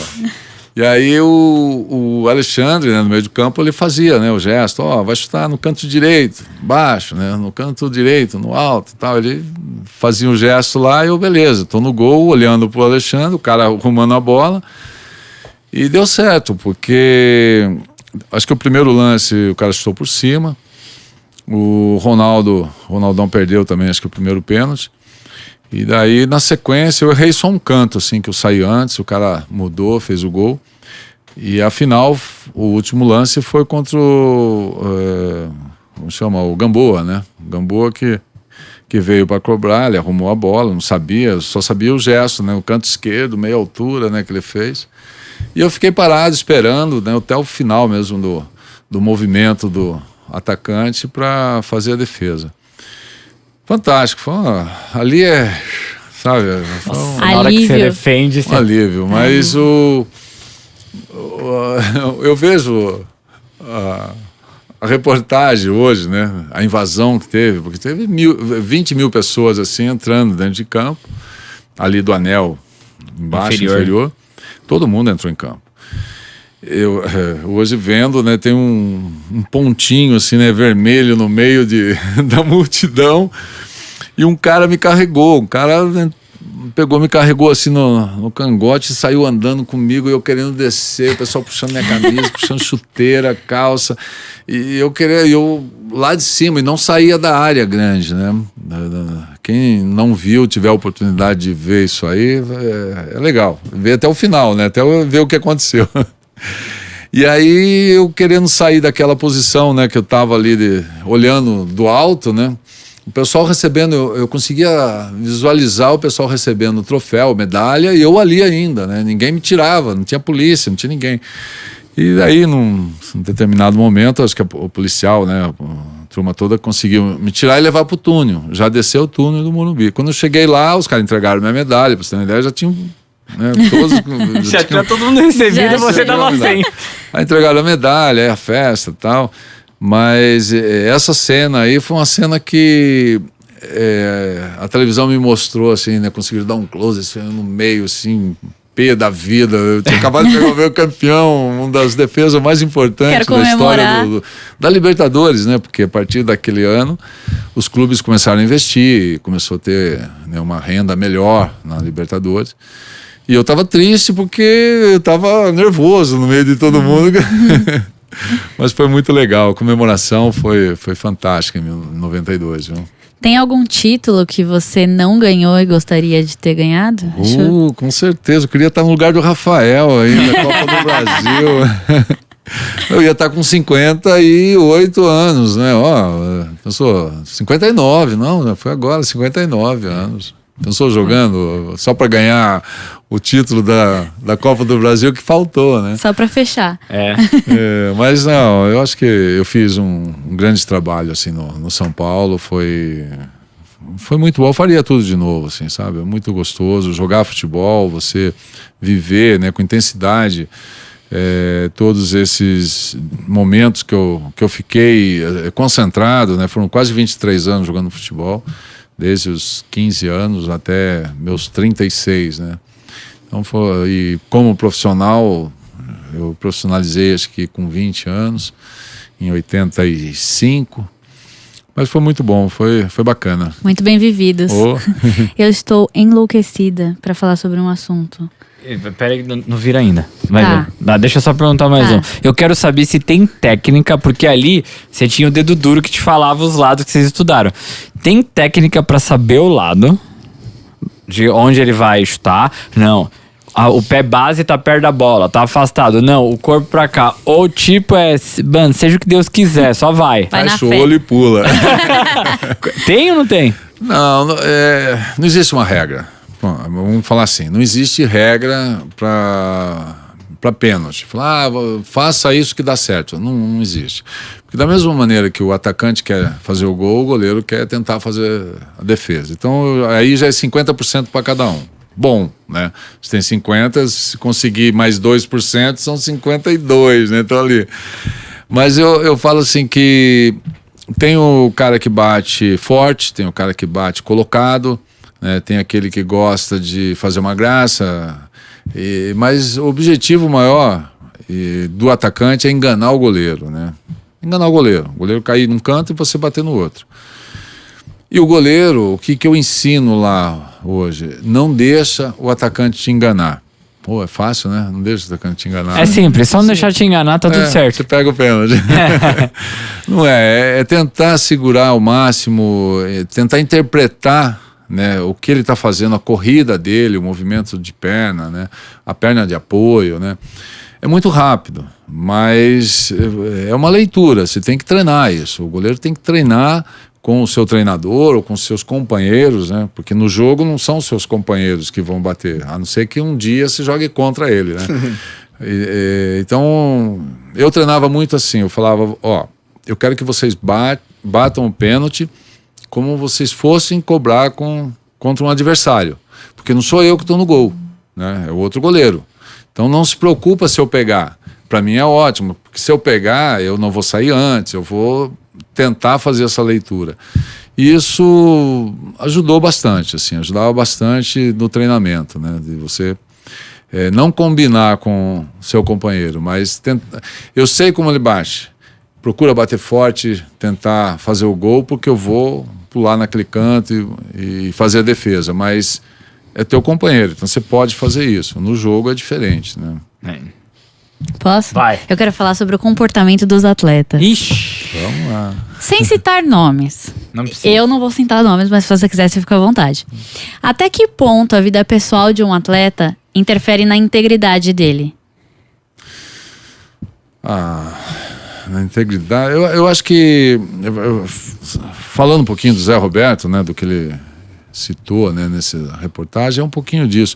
Eu acho que o atleta brasileiro, ele tem que ser mais profissional no sentido de buscar o que ele quer em relação à profissão dele, né, e a longevidade, né, que seria isso, né, até quanto tempo ele quer jogar. Aí ele tem que se cuidar, ele tem que ter, né, todo um aparato de uma empresa. Ele é um patrimônio, né? O corpo dele é um patrimônio que só ele pode cuidar, e ele tem que abrir uma empresa com um monte de gente te assessorando para isso. Claro que quando sai dessa conduta, atrapalha, né? Atrapalha. Eu tenho assim, o Romário tem várias entrevistas falando, né, que ele fazia na concentração. Pularam janela. Eu chegava no dia do jogo. É claro, tá dentro desse lado brasileiro, né? Não que lá fora não façam, também faz. A pessoa tem... eu acho que o excesso, né, o exagero. Se o cara é profissional e faz isso, chega no dia seguinte, faz 2, 3 gols e o time ganha, vence... ele pode ser um baita profissional, né, nisso, mas não é justo com os seus companheiros, né? Eu acho que não é justo, não traz nada positivo o atleta que sai dessa disciplina, né, do grupo, que são quase 30 jogadores, para tomar uma atitude pensando nele só, né, no prazer dele.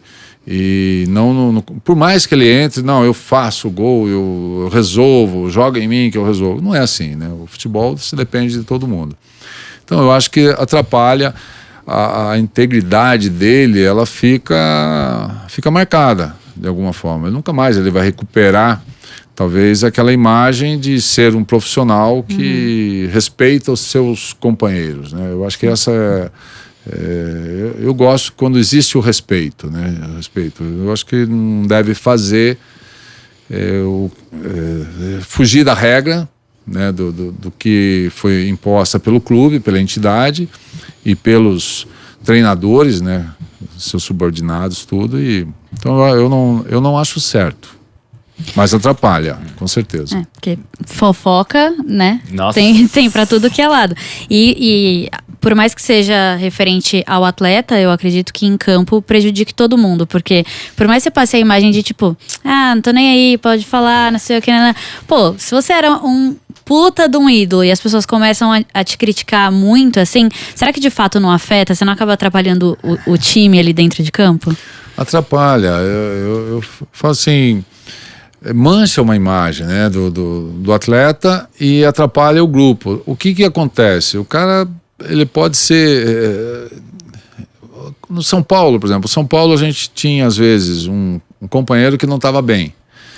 O cara não estava bem, mas você tinha os outros 10 que corria pelo cara. Você gostava dele, você sabia, né, do que estava acontecendo. Mas ninguém saía da linha, porque se saísse da linha, tinha 4, 5 jogadores, falava, você está fazendo isso, você não merece estar nesse grupo, né? Então tem essa conduta também, não sei se isso existe no futebol hoje, porque o celular, né, hoje mudou completamente, sem ser saudosista, né? Mas eu acho que depende muito do comando. Se você tem os seus comandantes, tanto o treinador, né, quanto o capitão do time, ou toda aquela comissão, staff, né, que está acompanhando, e observar que tem um atleta que não está dentro do comportamento, eu acho que pode ser o craque, pode ser o fenômeno, assim, ó, tem que sair, ou tem que pagar por aquilo. Entender, mas pô, não afeta nada eu dormir fora de casa ou ir para um motel, sei lá, para algum lugar com a esposa ou com a namorada, o que seja, e amanhã eu me apresento e jogo um dia, né? Mas aí entra justamente isso, a falta de respeito com todo aquele grupo que está concentrado, né, que está ali pensando no jogo, principalmente se for uma final, né? Imagina se perder um título por causa de uma atitude dessa que abala o grupo todo, né, afeta diretamente todo mundo. Assim, a cultura nossa brasileira, né, é uma cultura que você tem que ficar o tempo todo motivando o atleta, né, levando motivação para esse cara fazer o melhor dentro de campo. Eu fui treinador durante 9 anos, né? E a cultura nossa no Brasil, desde Porto Alegre até Rio Grande do Norte, ou lá Amazonas, tudo, a gente tem culturas diferentes, né? E você tem que juntar todo mundo, às vezes, num time, né? E levar o mesmo conceito, né? O treinador. E claro que se tiver alguém que saia desse conceito e não entende a regra, é muito difícil. Eu acho que tem que tirar e entrar no sistema, né? E até que ponto Respondi, acho que- Respondeu. Mano, mas você tá falando com um dos caras mais estáveis, assim. Sim. Bom, ele era um cara que assim, mano, tá ali, entendeu? Não, mas ele tá mal, tá bem? Não, ele tá ali. Era um cara referência, Sim. tá ligado? Ele não era o cara que tinha altos e baixos de balada e Exato. tal. Por isso o exemplo. Deveriam seguir muito mais o exemplo do Zete. Mas você tem muitos atletas, ex-atletas, que às vezes falam, não faça o que eu fiz, porque, eu tava assim e tal, de repente eu aprontei, né, um dia lá e nunca mais consegui recuperar, né, joguei até 28 anos. Eu acho que é isso. Quando eu falei da reportagem do Zé Roberto, que eu achei muito legal toda a matéria que foi feita, e eu acho que serve de exemplo para o futebol hoje, né, para os garotos de hoje, eu acho que é um pouquinho disso, né? Se quer ser profissional, quer ser alto rendimento, quer ganhar dinheiro, ganhe dinheiro, sabe? Quer ter uma vida confortável de 3 gerações, 4, ficar tranquilo, segue assim, invista no teu corpo, né? Invista na tua qualidade, no que você tem de melhor, né? Que é justamente esse patrimônio que é o corpo, né? Sim. E até que ponto é esse impulsionamento que você falou que faz parte da nossa cultura pro atleta? Qual a linha tênue entre ele e um saudosismo pro atleta, assim, de falar, mas eu já sou foda, não preciso me esforçar mais tanto assim. Tem isso quase todo dia, né? A gente tem muito atletas que não tem essa preparação para subir, às vezes, pro profissional, ou que está no profissional e não se preocupa com a seleção brasileira, se preocupa justamente com o carro, né? Dinheiro. Última geração, trocar. Não vou nem falar apartamento, porque se o cara fala, eu quero um apartamento, é ótimo, eu quero É mansão mesmo. uma capital, mas é capital, preciso vender. Mas é o fato do status, né? Do cara achar que ele é mais do que todo mundo pensa que ele é. Não que ele pensa, que todo mundo pensa que ele é, né? Que às vezes a gente fala, esse cara já é o Pelé. Poxa, tá longe ainda, né? Mas e ele se enche disso para poder ter todo esse status, né? Acaba investindo em coisas erradas, né? Eu acho que acontece muito do atleta subir, né? Subir na cabeça dele o fato dele ser um popstar e não estar preparado para isso, né? E acaba perdendo muito. Eu acho que dentro disso que eu falei da cultura brasileira, você tem que estar incentivando. O Muricy um dia falou muito, eu era técnico, o Muricy também técnico do São Paulo, e aí perguntaram para ele, Muricy, o que você faz para motivar os jogadores do São Paulo? Ele falou, o quê? Motivar? Eu não faço nada, o cara chega aqui, um puta paraíso desse, um carro maravilhoso, deixa na sombra o carro, chega aqui para treinar, tem almoço, jantar, ganha bem, vou motivar ele? Que isso, eu não vou. Então, Ele que tem que me motivar para eu ver. mas é isso, né? Então isso me chamou um pouco a atenção, mas para você, às vezes, num clube de menor expressão, você tem que usar a motivação para tirar o algo mais. Você sabe que o cara tem potencial, que ele pode ser melhor. E o que fazer? Aí você tem que achar esse algo mais, né? E aquele discurso no vestiário pré-jogo ali, antes de entrar no jogo motivacional, antes de grandes jogos, vamos lá. Até você falou do Zé Roberto. Vamos, O Zé time. Roberto tem um clássico lá que ele faz um discurso. Ajuda isso aí? Ajuda, mas tem que tocar no coração de cada um, né? Aí é difícil. Ajuda. O Rogério Ceni foi capitão durante a vida toda, né? Ele ficou mais capitão do que ele tem de idade, assim, de participar. O Rogério, o tempo todo, né? Ele sempre dava uma palavra. Eu fico pensando, você jogar quase 1000 jogos e o que usar, né? Naquela hora ali, sempre a mesma coisa. O cara fala, mas de novo, né? Não, ele tinha que ter um discurso diferente, né? Para aquela partida. Então, eu acho que ela ajuda, depende do momento. Eu acho que não pode falar muita coisa. Antes de uma partida, você tem que ser muito direto no que você quer que os seus companheiros façam dentro de campo, né? Isso tanto da parte do técnico como o capitão, normalmente, que fala, ou alguém pede uma palavra, né? Naquele momento para falar e subir. Eu gosto de... Eu era um pouquinho assim, mas eu falava depois da reza, né? Porque se você fizer isso, vamos rezar agora, aí esquece. Aí Já era. Aí acabou. é uma coisa fazer palestra, né? Que tem as palestras dos técnicos. Os caras fazem no hotel, né? Almoça, tal, faz. O jogo é 6 horas, tá? Não, então 2 horas. Beleza, você fez, tá? O time joga assim, adversário, tal, marca esse. Aí beleza, aí você entra no ônibus, aí vai pro estádio, né? 2 horas até chegar no estádio, até o jogo. O cara já ligou para a mãe, ligou para a esposa, ligou para os filhos, né, para o empresário e tal, aí trocou assunto, aí tem um problema, tem que pagar não sei o que e tal, deposita e tal. Pô, chegou no jogo, ele vai lembrar que ele tem que marcar o lateral, ele tem que... não lembra, é bem isso, sabe? A concentração de véspera de jogo, eu sou muito a favor... entrou no vestiário, né, acaba tudo, desliga celular, né, desliga a mente, né, para você focar no adversário que você tem. Isso ajuda. E qual é o sentimento bom pra entrar em campo? É aquele negócio, vamos, tipo, mais raivoso, assim? Sim, ou Osbourne, assim, sabe? os caras... ouvindo um Black Sabbath, assim. E eu jogava... É que música era o próximo assunto. Mas assim... Não, mas você falou o que é bom. Eu falei, é bom, é isso, não tem? Então assim, já fala. Tipo, ouvir música antes do jogo Qual ajuda playlist? na motivação, aliviar a atenção ou aumentar ela, não sei. Eu não ouvia com aqueles fones, né? Que os jogadores chega aquele fone, assim, acho que nem tá ouvindo nada, é só pra não dar entrevista pra ninguém. Não marca, fala comigo, né? Ainda faz patrocínio da marca, assim.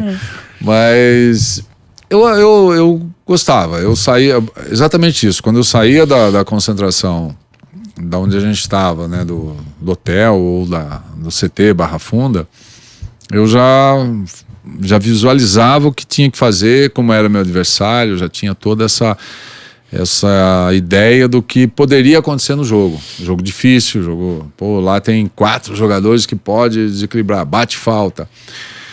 E eu me concentrava ouvindo, não era nem rock, era metal, né? Heavy metal. Agora, tinha um cara que gostava de samba, tinha um cara que ia tocando instrumento, né, dentro do ônibus, e cada um relaxava de uma forma, né? Mas a minha concentração era muito voltada a isso, né? E quais eram os artistas? Você falou Black Sabbath agora, quais eram? Qual é a playlist? Qual a playlist o que tinha de jogo? bom? E se você lembrar da música também, já fala a música também. Paranoide é fantástico, né? Mas, Sabá, Blood Sava, né? Sei lá, eu tenho um monte. Faz tempo também que eu não jogo mais, também eu não tô com essa playlist toda. Eu gosto de escutar música quando eu tô sozinho, né? Que eu vou pra Cotia, tem dia que eu vou ouvindo. Quando eu tô com a família é outro ritmo, né? Então, minha esposa também gosta de rock, mas meu filho, né? Tem um filho de 7 anos, o Lucas, ele curte bastante rock, né? Pop, mas voltada sempre pra música clássica, né? E você acha que o time deveria ter uma música pra entrar no estádio, assim? Porque do passado já teve algumas ocasiões que você entrava com música e hoje meio que não tem mais. Você não acha que tinha que ter, tipo, um negócio assim, o time vai entrar com tal música? Eu acho que não, porque justamente você junta essa cultura, né? E você não vai agradar todo mundo. Eu já fiz isso, como técnico, já tentei colocar uma música no Fortaleza, tomei uma vaia, quase quebraram minha caixa de som. No Bahia, né, morei em Salvador, trabalhei no Bahia, a mesma coisa, né, tem o ritmo que é local, é cultura, né, é muito difícil isso, né. No esporte, eu joguei em Recife também, joguei em Caxias, né, no sul, então você tem São Paulo, né, interior de São Paulo, você tem muito essa cultura, você não tira, tá no vestiário, sabe? No vestiário já tem o som deles, às vezes é a mesma música. Contando um pouquinho, eu lembrei de uma coisa aqui agora, que o Viola adora samba, né? Curte muito Zeca Pagodinho, aquela coisa toda, né? E Zeca tava no auge, né? Com aquela música dele Nossa, fugiu agora. que era uma das músicas que mais fez sucesso dele. E a gente jogando em Santos, então toda viagem que a gente fazia para fora, né, vai jogar em Porto Alegre. Você sai de Santos, pega um ônibus, 1h30, desce no aeroporto e vai. Aí volta, desce no aeroporto, pega 1h30, aí vai, ele coloca o CD, era CD, né, na época do Baleia, né, que era o Baleia 1. Aí ele ia lá na frente, colocava e travava a porta do motorista pro corredor, não deixava ninguém passar e ficava tocando. Só que todo mundo, cada um escutava a sua música, né? E ele colocava o fone também e escutava a música dele, mas ele deixava lá, pra né? todo mundo O Zeca ouvir. Pagodinho. E eu gostava, eu acho que tem momento, né, pra tudo. Ali era um momento que você tinha que curtir o que todo mundo tava gostando. Mas a gente tirava sarro do Viola por causa dessa situação. Ele colocava o CD, deixava tocando e ouvia outra música, né? E aí, ninguém tirava, porque ele travava a porta, né? E isso era todos os jogos, né? Deixa a vida me levar. Deixa a vida me levar. Deixa a vida me levar. Deixa a vida Grande me levar. Zeca. Pô. Muito legal. Não, era mais assim, tá bom, uma vez, né? Pô, Todo toda jogo. consideração. Zé, você falou que foi no show dos Titãs. Foi o do Allianz Parque? Que Do você Allianz foi? Parque, foi. O que você acha de shows em estádios? Você acha que prejudica o time? Prejudica os datas de jogos? Qual a sua Gramado. opinião? Gramado? Ah, pensando como atleta, prejudica. Mas se não tiver show, também você não recebe, né? Os contratos são Sim. menores. Eu acho que dá para fazer as duas coisas, né? Tanto arena, principalmente quando são arenas, né? Eu acho que o gramado... Nós não vamos chegar ao ponto do Real Madrid, como está fazendo, né? Você tira o gramado, coloca, né? Deixa tomar sol e depois coloca um tablado, né? Para o show. Eu acho que não conseguimos fazer isso. No Japão já existe, né? Nos Estados Unidos também, que você tira, né, o gramado e instala um gramado para a atividade que você quiser. Seria ótimo isso, mas o custo talvez seja elevado para os clubes. Mas eu acho que eu moro assim, muito próximo ao Allianz Parque, né? Moro a 50 metros, né? E eu falo assim que o único problema é trânsito, né? Que acontece quando tem show ou jogos. É mais show até do que jogos. A acústica antes era muito alta. Hoje está bem mais tranquilo, né? O acústico não atrapalha, não é essa a questão. Agora, para o atleta atrapalha, né? Atrapalha porque você não tem um gramado com a melhor qualidade. Para o clube, eu acho que é esse acordo, né? De parceria financeira, né? Que é o que a gente vê, as discussões que tem, falando diretamente no Allianz Parque. O Morumbi, quando tem show, o gramado fica prejudicado, mas não é uma coisa frequente, né? Uma coisa mais... Acho que agora vai aumentar. Agora fechou uma acho que leva agora de que show. aumente, porque Acho que vai aumentar. aí aumenta a receita também. Oh. Mas eu não sou contra, não. Eu acho que pode ter os dois, sim, desde que exista essa situação de deixar o gramado em dia, né? 100% para a bola rolar bonitinho, que nessa mesa aqui, assim, né? Bem lisinho, o tapete. E possa ter o show também, que eu acho que é válido pro clube, traz benefícios, Sim. né? E é isso, aumentando a receita não tem desculpa pra não deixar nos trinques ali. O que você acha do gramado sintético? E essas polêmicas todas? Até o Palmeiras recentemente teve que trocar o gramado, né? O que você acha? Eu acho que, assim, que nem o caso do Allianz Parque, isso aí foi uma discussão, né, que eu até ouvi isso aí, você não tem muito sol no gramado, né? O estádio, ele não consegue ter sol 100% no gramado. Então, isso já foi feito, né, a grama lá atrás. Quando fez o Allianz Parque, existia grama natural e depois tiveram que comprar, né, umas luzes, né, para simular, né, o sol e poder ter toda a fotossíntese ali, aquelas coisas todas, né, na minha área, tá? Não sei como é isso.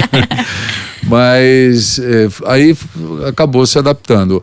A FIFA é que autoriza, né? A FIFA, ela tem uma equipe que só analisa gramados sintéticos para ver em que condições esse gramado, existe uma regra, uma tabela, né? Quando a FIFA faz toda a inspeção no gramado, saber se a bola está quicando, quanto ela jogando de tantos metros, saber se ela obedece, né? Como se fosse a grama natural. E a FIFA que autoriza isso, né? Então, agora, a questão de lesão, que eu acho que é uma coisa que preocupa muito, né? O gramado ruim, ele lesiona o jogador também. O gramado natural ruim traz lesão, né? Lesões sérias, né? Para jogador de futebol. Como eu vi o Aristizábal, quando jogou comigo, ele teve uma lesão em Campinas, se não me engano, na época, no Guarani, ele pisou no buraco da irrigação, estava sem a borracha, então acabou virando, se não me engano foi isso que aconteceu. Então eu acho que o gramado, quando traz essas dificuldades, o atleta também tem lesão, né? Não é só a grama natural, artificial. Eu sou a favor, desde que esteja assim dentro do padrão da FIFA, como acho que está o Botafogo, né? O Atlético. Aí nós vamos fazer assim, eu vou me perguntar, tem vantagem? Tem vantagem. Se você pegar esses 3 clubes, quando começou o trabalho dos atletas na grama sintética, o Palmeiras vem liderando já há uns 5 anos o futebol brasileiro, com grandes, né, jogos assim, e lá principalmente. O Atlético teve uma fase muito boa utilizando o gramado sintético, o Atlético Paranaense. O Botafogo foi o ano passado, né? Assim que mudou o gramado, eles se adaptaram bem, aproveitou a oportunidade, né, no primeiro turno, fez uma pontuação ótima para chegar a ser vice, né? E acabou perdendo no final, aí na reta final. Mas aí é uma coisa que o que é desleal é assim, você vai jogar contra um time que tem gramado sintético, só que você não treina, né, como os caras estão treinando. Então essa eu acho desleal, né? São poucos clubes que têm. Eu acho que o Atlético Mineiro fez agora um campo sintético, então quando vai jogar contra o Palmeiras, Atlético Paranaense ou Botafogo, treina-se aquela semana para adaptação. Eu acho que só acho essa coisa que é meio desleal, né?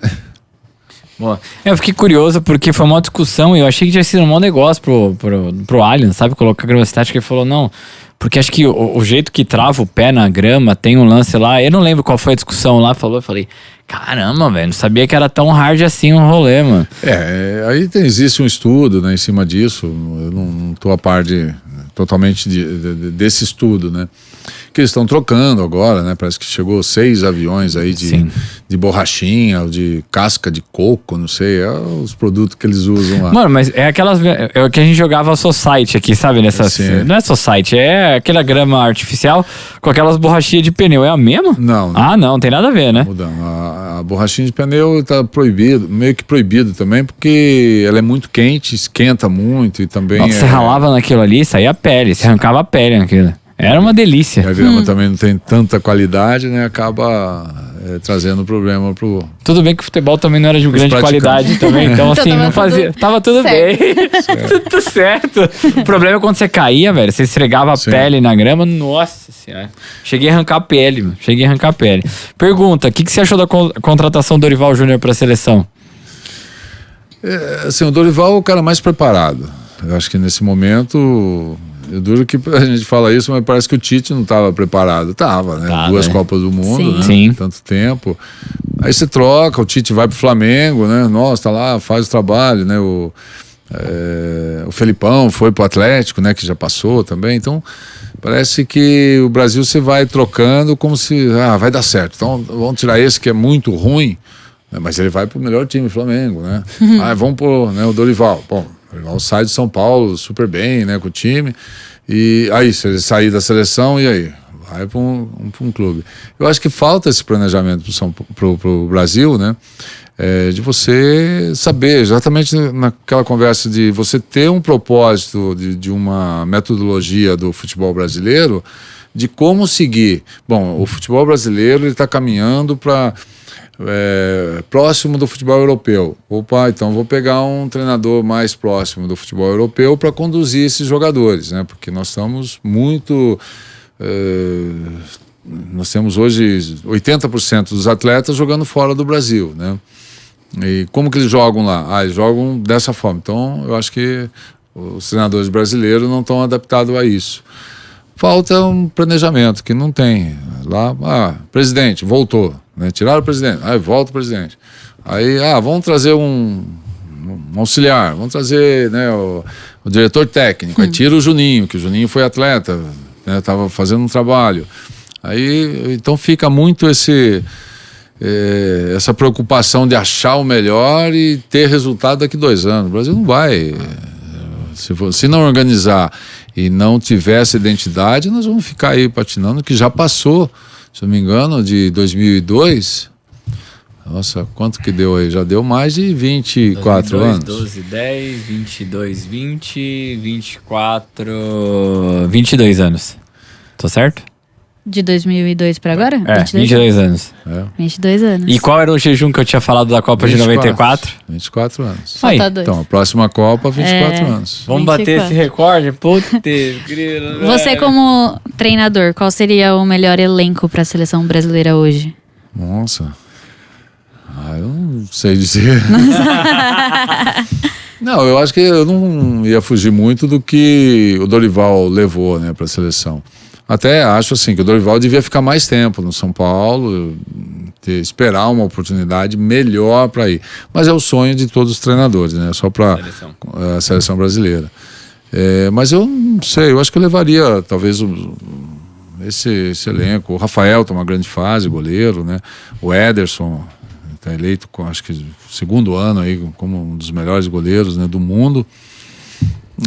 O Bento, né, que está lá, eu acho que foi também muito bem no Atlético, é jovem, ainda tem muita coisa pela frente, talvez preparando ele já para uma... Porque o Rafael tem 34 anos, acho. Então, o Bento seria uma nova geração, tem mais alguns goleiros aí que têm essa oportunidade de poder ir para a seleção e amadurecer mais ainda. Eu acho que é muito isso, como ele levou, né, o Casemiro, que já é um cara que talvez o capitão da seleção hoje seria ele, e o Neymar, né, que não está presente. O Neymar vai ter que talvez entrar no sistema, se isso o Dorival falou mesmo, que é um grande jogador, mas tem que entrar, né, tem que saber o que ele quer para poder jogar. Tomara que isso seja verdade quando eu recuperar, né. E eu acho que não foge muito do que ele convocou ali, do Vinícius, né, o Paquetá. Acho que fica muito em cima desses atletas mesmo. E a gente entra no comportamento do atleta. Nossa, gente. É as baladas, é os negócios. Nossa senhora. Porque quando tá tudo dando certo, legal, a balada ajudou, mas aquilo que a gente falou agora há pouco, aí começa a dar errado sempre. Neymar, mas o Neymar, ele é um cara que, se ele quisesse, ele ia jogar até os 40 anos, tranquilo. Assim, Sim. Mas tinha que cuidar do patrimônio, né? Da dele, máquina. Não das máquinas de fora, né? Que ele cuida, mas dele, né? Aí sim ele ia falar, opa, mas o Cristiano Ronaldo não é feliz? Claro que é feliz, ele cuida, ele tem uma academia na casa dele.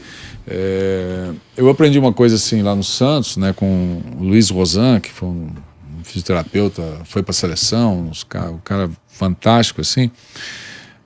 Ele falava, quanto você ganha? Tanto. Então, você pega 20% do que você ganha e investe em você, investe numa academia. Você tem que ter o melhor equipamento na sua casa, a melhor banheira, né, uma esteira para recuperação, porque é teu corpo. Então você tem que ter, não. Ele falou, você vai, pega esses folhetinhos aí, isso aqui custa aí R$300, vai lá e compra para fazer musculação, aí quebra, faz tudo torto, aí dá dor na coluna, né, na panturrilha. Então ele falava, você tem que investir o que você ganha, 20% no teu corpo, sabe, de ter o melhor colchão para dormir, sabe, o melhor sofá para sentar. Ele falava, então, e realmente é isso, né, porque é um atleta que depende daquilo, né. Sim. É difícil, né. E você usou o exemplo do Cristiano Ronaldo. Cara, você vê as fotos dele sem camisa, assim, ele fazendo. Cara, ele virou. O filho dele agora de 13 o filho anos. dele, velho. É, o filho dele. Ô, isso aí também já passou do limite. Mas o filho fica assim. Sim. É, porque acho que tem uma idade até de desenvolvimento que você tem que tomar um certo cuidado com musculação na idade. Mas o Cristiano Ronaldo, putz, cara, assim, ele fala sobre alimentação, né? O Cristiano Ronaldo também fala. Não é que na temporada do final do ano ele vai lá e come. O que tem aí? Tem aquele Stender lá em casa? Não, minha mãe faz um frango assado com não sei o que. Não tem. O cara mantém a regra, porque a vida é dele, né? O Sim. cara mantém a regra pra vida. Ele já está pensando na aposentadoria, ele já está pensando porque ele sabe que, né, a máquina já está diminuindo, tanto é para jogar no futebol árabe, o próprio Messi, né, que foi para os Estados Unidos, já diminui um pouco a pressão, né, de ser o melhor e vai conseguir porque está num ambiente que ele ainda é o 10, né? Ou o 9, né, que é o Cristiano. Então, acho que isso... O próprio Neymar, de sair da França, foi ganhar dinheiro, mas ele já diminuiu o ritmo também do futebol francês, né? Ele vai ser o cara lá, né? Você acha que o fato do Neymar ter jogado com os caras que sempre foram considerados os melhores, Messi, Cristiano Ronaldo, isso deu uma folgada nele, assim? Tipo, cheguei onde eu queria, talvez? Mas por que deu folgada? Hã? Por que deu folgada? Você não acha só que por estar do lado dos caras? Ah, entendi. Tipo, cheguei aqui. Tipo, cheguei aqui, tô do lado deles, tipo. Já é. Tá bom. É.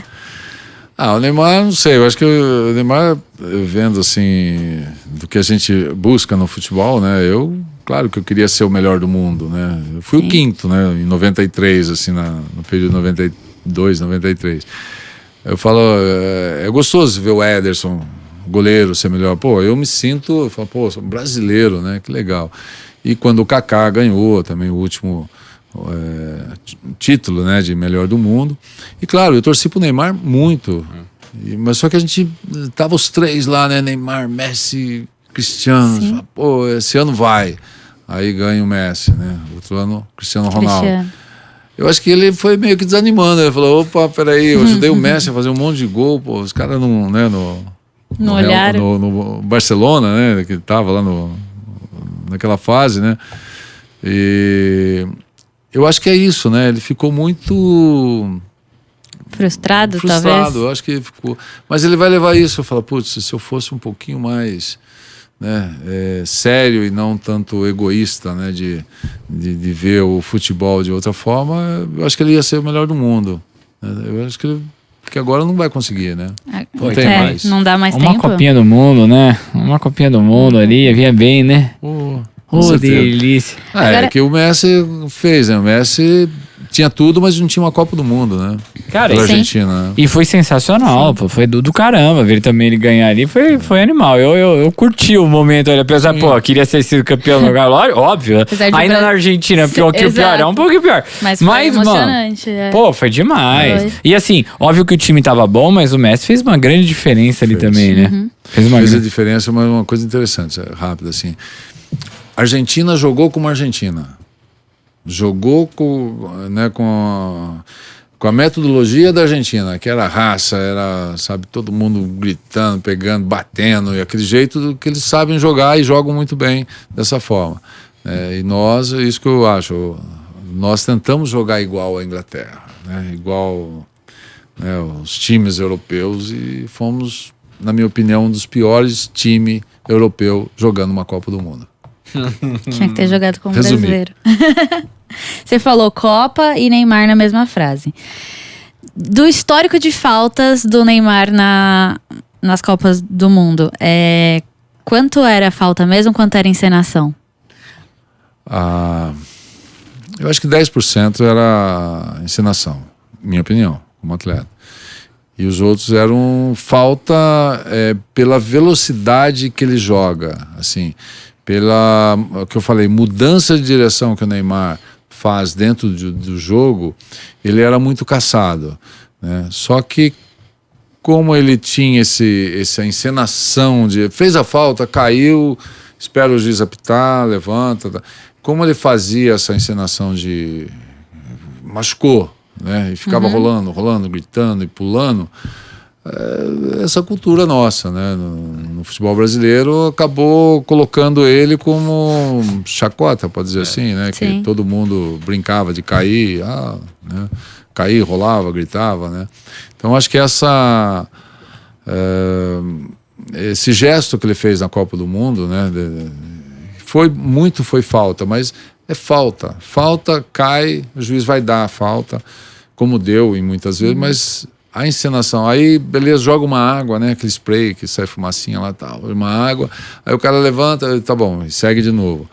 Então isso começou a irritar muito o profissionalismo que tem, né, do futebol mundial, né, não é só europeu, é mundial, que em todo lugar que ele ia, ele tinha essa pressão de não fazer isso, né? Sim. E trouxe uma coisa ruim se isso passa e vira uma regra, hoje nós teríamos o futebol brasileiro todo mundo caindo, né? Vai ver, cai, grita, né? Então ficou uma coisa ruim, uma imagem ruim para ele, né? Demorou para tirar, né? Sim. Voltando pro Zete, qual foi a defesa mais difícil que você fez? A defesa mais difícil não é a defesa mais importante, né? Não, é a mais difícil. Sim. Foi no jogo em 92, se não me engano, foi 92, no Morumbi, uma cabeçada do Evair, né? Esse jogo foi a final, acho que do Campeonato Paulista, 92. Foi um cruzamento assim do Mazinho pela direita. Essa bola atravessou a área pequena. Eu estava fechando, né, a primeira trave ali, primeiro pau. E eu tive assim que acompanhar correndo, acompanhar e fazer a defesa na cabeçada dele, que saiu por cima, que eu achei que era gol. Essa foi a mais difícil. E a mais importante? Pênalti da Libertadores 92. Acho que essa foi mais importante até para a história do São Paulo e do futebol brasileiro, porque a partir do ano que nós ganhamos a Libertadores, 92, depois ganhamos em 93 e chegamos na final em 94, a Conmebol mudou muito a regra, mudou muito a parte financeira, a premiação das equipes que passavam de fase, e passou a ser uma competição muito rentável e vista pelo mundo todo, né? Não como a Champions League, né? Mas... E título mais importante? Mais importante não, assim, pessoal mesmo, né? Não pro clube, porque às vezes você vai falar, pro clube esse foi. Mas qual foi que você falou? Putz, esse daqui foi virada de página, esse daqui. Eu acho que o título de 91 do brasileiro, então negócio, não é mais importante, mas para mim foi um título que foi o primeiro no São Paulo. Foi o segundo ano que eu disputei o Campeonato Brasileiro, que o primeiro em 90 nós perdemos. Meu querido. E aí, casal? Fez gol em mim, ó. Maracanã. Abraço, querido. Valeu. Os dois aí, ó. Bom, pra você que não entendeu nada, invadiu Casa Grande o estúdio, Casa Grande jogador de futebol. Sim. E o Bento, que a gente comentou no começo da entrevista. Filho do Branco Melo. Filho do Branco Melo dos Titãs também tá aí. Que legal, pô. Acho que foi combinado isso aí. Foi tudo pensado pra você rever seus amigos. Bom, aí você tava falando lá do brasileiro, né? Que foi o título. Só encerra essa parte. Você falou que qual era o título mais importante. Assim, pra mim foi muita tensão pra mim, porque eu perdi o título de 90 pro Corinthians, né? Nessa final do brasileiro. Eu tava com o Tele também, o Tele era o pé frio, né? Aquela coisa toda. Aí o Zete também entrou como pé frio, porque tinha acabado de sair do Palmeiras e vindo pro São Paulo, né? Aquela coisa toda. E na sequência nós disputamos em 91 a final do brasileiro de novo. Nós ganhamos de todo mundo e chegamos na final com o Bragantino. Então era uma tensão muito grande. No primeiro jogo no Morumbi ganhamos de 1-0 e empatamos 0-0 em Bragança. Então esse jogo para mim foi muito tenso, né? Como goleiro, como afirmar, né? Eu tinha que me afirmar no gol de São Paulo.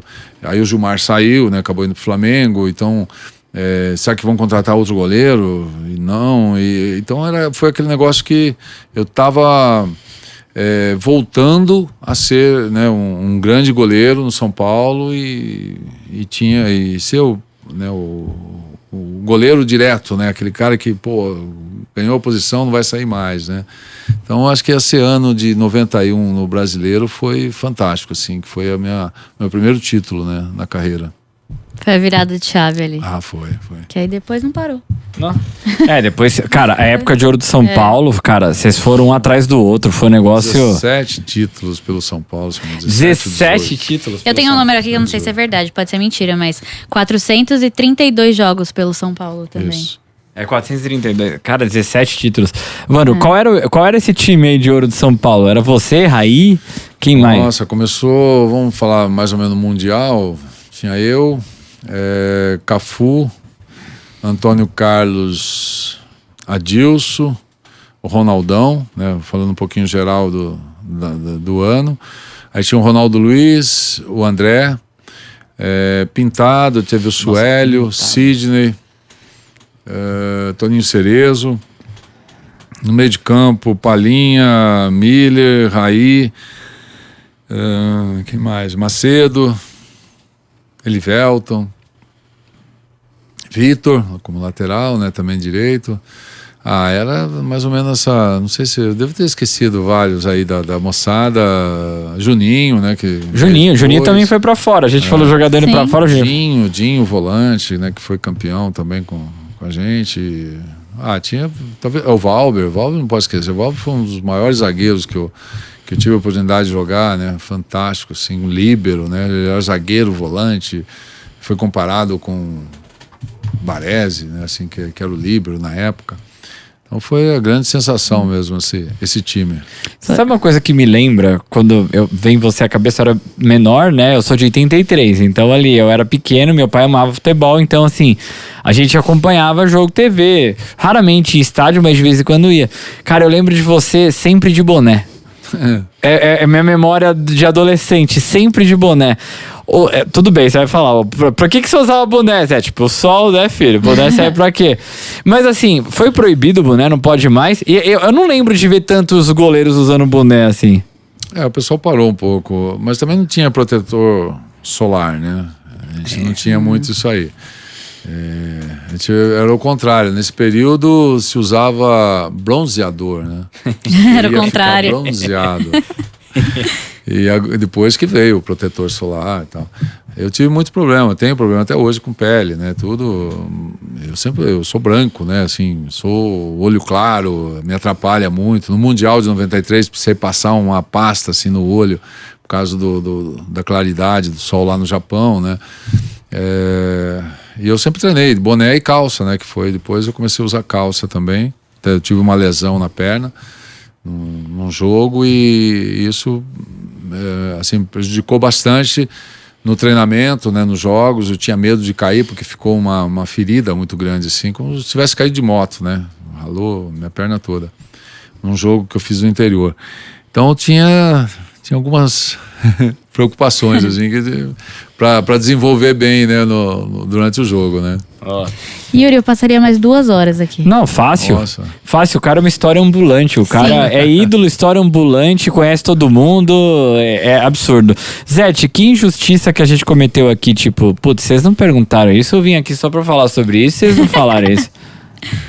Não sei, eu acho que do som, né? Acho que eu podia falar um pouco mais de... Um pouco mais de som. De Iron Maiden. Iron Maiden. Shows icônicos.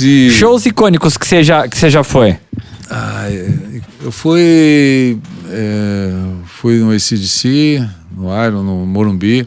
Mas eu peguei uma época que era o Hollywood Rock. Hollywood Rock. Pode ser? Pode ser. No Morumbi. Foi.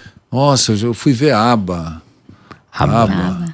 Foi um show que eram 3 grupos que iam tocar no Morumbi. Eu consegui, falei, eu preciso assistir naquela geração, né?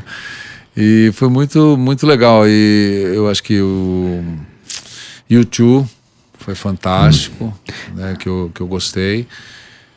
Mas, eu tenho aí uns shows assim que eu curti bastante, né? Eu acho que Pink Floyd, né? Que foi... como que chama lá o Kiss, né? No Kiss estivemos juntos, né? Tem alguns... Mas eu assim, não curto muito show em estádio. Eu não consigo, o tumulto, né? Eu acho que Perde um pouco. É gostoso todo aquele ambiente, tudo, mas eu acho que perde um pouco a qualidade de som. Total. Você perde a qualidade de som e você ganha o poder do público, né? Mas Exato. realmente a qualidade do som, o estádio... Tem Muda algum bastante. que você gostaria muito de ver ou gostaria de ter ido, caso o artista não esteja? Eu Black Sabbath com Ozzy Osbourne seria fantástico, né? Putz, com ele cantando da época ainda, né? Pô, mas eu sou assim, eu comecei a gostar de rock muito nesse período de 79, né, para 80. Meu irmão mais velho, hoje ele gosta de sertanejo, mas não sou lá de Capivari, tá lá, deve ter, tá curtindo lá em Capivari lá. Mas eu comecei a gostar porque era o vinil, né? Então o pessoal reunia em casa, vamos escutar, e eu aprendi a gostar.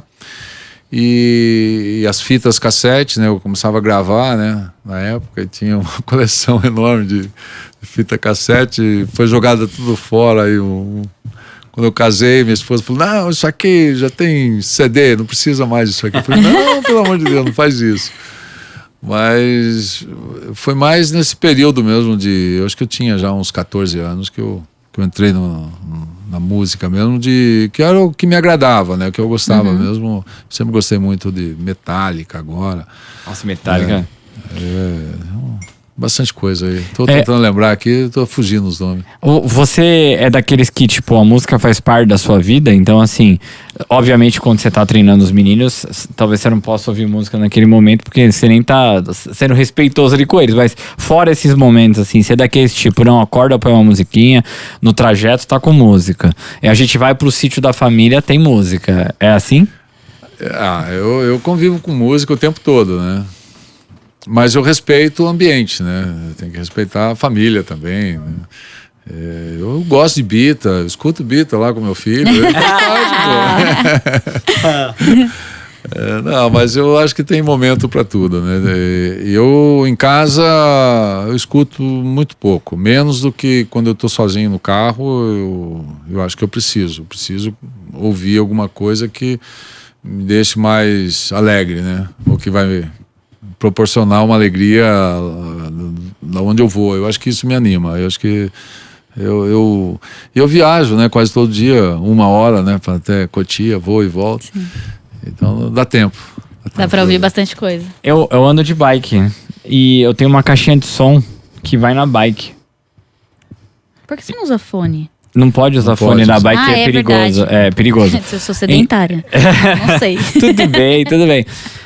Eu não sei se você tem essa informação, mas quando eu tô pedalando, ouvindo música, eu canso menos. Aí outro dia acabou a bateria da caixinha de som. Mano, eu falei, o que tá acontecendo, velho, comigo? Aí eu não sei se eu presto muita atenção em mim mesmo e cansa mais. Você tem algum dado ou você sabe alguma coisa sobre isso? Não? Eu não tenho. Eu ando de bike também, pedalo às vezes à noite. Agora tô mais sedentário, mas o som ajuda, com certeza. Te distrai, você não foca no seu objetivo final, né? Putz, eu tenho que chegar até a minha casa que tem mais 120 quilômetros. Nossa, é bom, né? Nossa, quando você pensa em quilometragem, você pensa em regressivo, mata. Você não pensa nem em horas. Você fala, não, daqui 5 minutos tô em casa. Não, você fala, nossa, tem mais 2 subidas. Nossa, isso aí cansa. Mas quando você tá, até quando você tá conversando, você tá pedalando, conversando com alguém, você vai e passa, né? Ou escutando a música, você distrai e você não foca, né, no ponto final, né? Sim. Artistas que você já conheceu. Pô, você tá lá no Morumbi, mano. Show pra caramba. Você anda nos corredores que a gente não anda lá dentro. Já tem os artistas que você conheceu lá que foi pro show e você tava lá e acabou trombando? Putz, será que eu vou lembrar agora? Eu conheço muita gente, mas internacional, se fala? Tanto faz, qualquer um. Não, os artistas brasileiros, assim, conheço bastante gente, né? Tive a oportunidade. O Titãs, eu acompanho o Titãs desde quando jogava, né? A gente Nando Reis, pô, Nando ia no vestiário, né, com a gente, acompanhava os jogos do São Paulo, né, o Branco Melo, Charles, né, toda essa moçada toda, né. Eu acho que eu tive assim, a oportunidade de até subir no palco com Titãs em Santos. O cara me chamou, não, vem cantar essa música aqui. Eu falei, você tá louco? Eu falei, não. Eu e o Ronaldão, né? Tomou uma vaia, porque não sei se todo mundo era santista, né? Mas, cara, tem bastante gente que eu conheci, assim. Eu sou um cara que as oportunidades, eu não sou muito, né, tirar foto e tal, não é nada disso. Mas eu acho que é legal a gente ter oportunidade de estar com os artistas, né? Porque todo mundo gosta do futebol, eu gosto de música, né? Então, isso é legal. De repente você não conheceu ninguém internacional assim tipo que canta Run to the Hills. Você nunca conheceu uma pessoa assim? Você nunca viu sem querer? O pessoal do Iron. Tava aguardando, né? Mas foi escondendo o ouro. Foi a Rádio Rock que teve lá, né? Que eu tava foi treinando. Santos, Na verdade, você estava no Santos. Na verdade, eu tava em Santos treinando, né? Bom, essa história. Aí no meio do treino, né? Chegou a van lá acho que foi a Rádio Rock, né, que foi lá. A gente fez uma promoção em os ouvintes conhecerem. Talvez até possa ter sido a gente. Isso foi em 1999. Foi na divulgação do disco The Virtual, né? Se não me engano, foi o disco The Virtual que ele estava divulgando para tocar em 2000, que veio para o Brasil, né? E aí, nós estávamos no CT, chegou lá, o pessoal desceu, né, tal. Pô, foi muito legal. Foi bacana porque eu dei uma luva, né, eu esqueci o nome do... Me ajuda aí. Não sei, porque... Era o vocalista e o Mas baterista. o Bruce acho que não tava, não tava. Não, o Dixon lá, como que é o... Tem matéria disso? Tem. Vamos achar. Eu gravei no site, eu tenho até um site ZET01, tem a história, eu contei a história, isso aí, tem o filme, tem toda... Eu recuperei, né, o filme disso aí, desse dia, e conta a história de como foi. E tava o Ronaldão. O Ronaldão também gosta de rock, blues, né? Eu já gosto mais do heavy metal, mas... Foi legal, porque eles foram no vestiário, eu dei uma luva, dei uma camisa para cada um. Eu tenho a camisa do Iron, né, até hoje lá guardada comigo, isso é uma relíquia muito legal, tá comigo. E ele me contou o seguinte, que quando eles foram fazer a capa do disco, The Virtual, tinha 2 times jogando, um time de branco e um time de amarelo. E era, né, o time da Inglaterra jogando contra o Brasil. E lá estava 1-0. Né? Só que tem um cara com óculos virtual assim sentado, né, numa montanha assim, e um campinho, né, dos 2 times embaixo, que é a capa do CD, né, na época era CD. E ali ele falou que só virtualmente a Inglaterra ia ganhar do Brasil.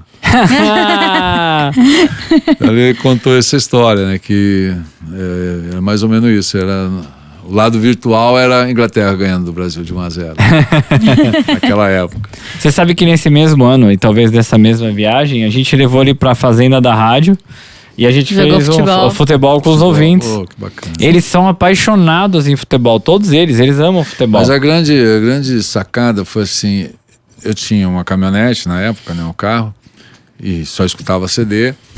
E eu tinha um álbum, né? Esses álbuns que você coloca a capa e o CD, assim, né? Cabia 200, sei lá. Era um negócio, assim, louco, né? Que eles não tinham onde pôr. Eu colocava no banco e ninguém sentava. Tão grande, tanto CD que tinha. E eu tinha a coleção completa, né? Deles, né?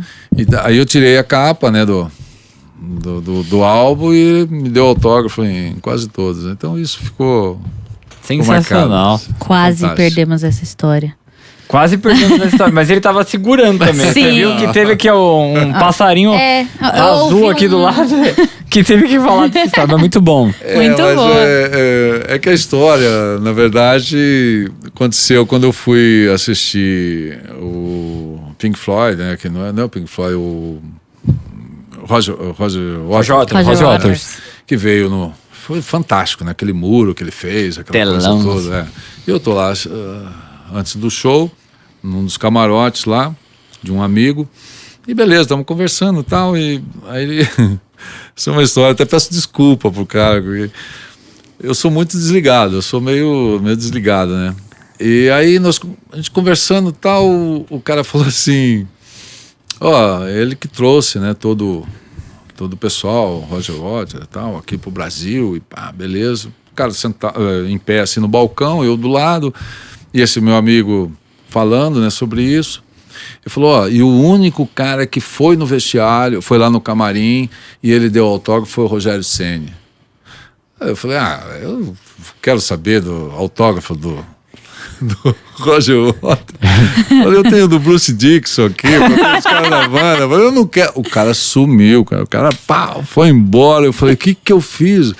Aí que caiu a ficha, né? Caiu a ficha e, cara, imagina o sufoco que o cara fez pra trazer toda essa banda pra cá e eu lá, foi um mico, né? Paguei um mico assim, mas foi sem querer, foi uma coisa meio espontânea, assim, porque eu já estava feliz com todos os autógrafos que eu tinha precisava.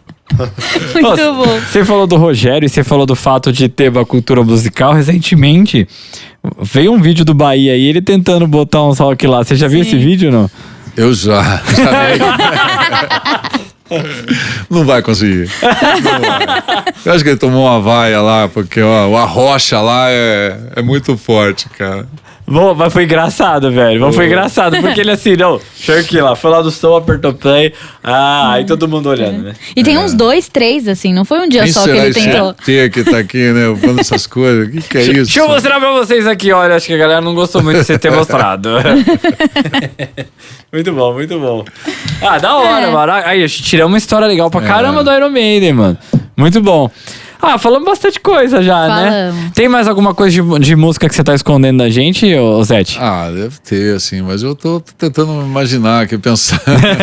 Quando pergunta, tudo some, né? Total, parece que não tem história nenhuma. Mas você vê assim, né? Quando vai pra música, você viu que o dia a dia dele, ele fala com vírgula, ele volta e tal. Sim. Conectado. Você tá conectado pra caramba. Eu tô disciplina. Passado, já fui melhor nisso. Boa, muito bom. Bom, esse foi o Zete aqui com a gente. Convidado mais que especial. Ídolo, cara ídolo. O cara é generoso demais, contou tudo e mais um pouco aqui pra gente. Extremamente generoso. Muito obrigado, viu, Zete, por ter vindo aqui. Eu que agradeço a oportunidade de falar um pouquinho. Essas histórias não contam muito, não. Agora todo mundo vai ficar sabendo. Não, bacana, é legal estar participando aqui com vocês e contar um pouquinho, né, do todo o futebol brasileiro. Talvez eu tenha esclarecido alguma coisa, espero não ter deixado dúvida, nada. E vamos lá, o futebol brasileiro tem que sair dessa situação, né, buscar um título, torcendo muito pro Dorival, né, que dê certo na seleção e que ele possa implantar o trabalho dele, né, que o pessoal dê tempo para isso, né, sem dúvida. E muito rock aí, muito heavy metal pra todo mundo. Boa.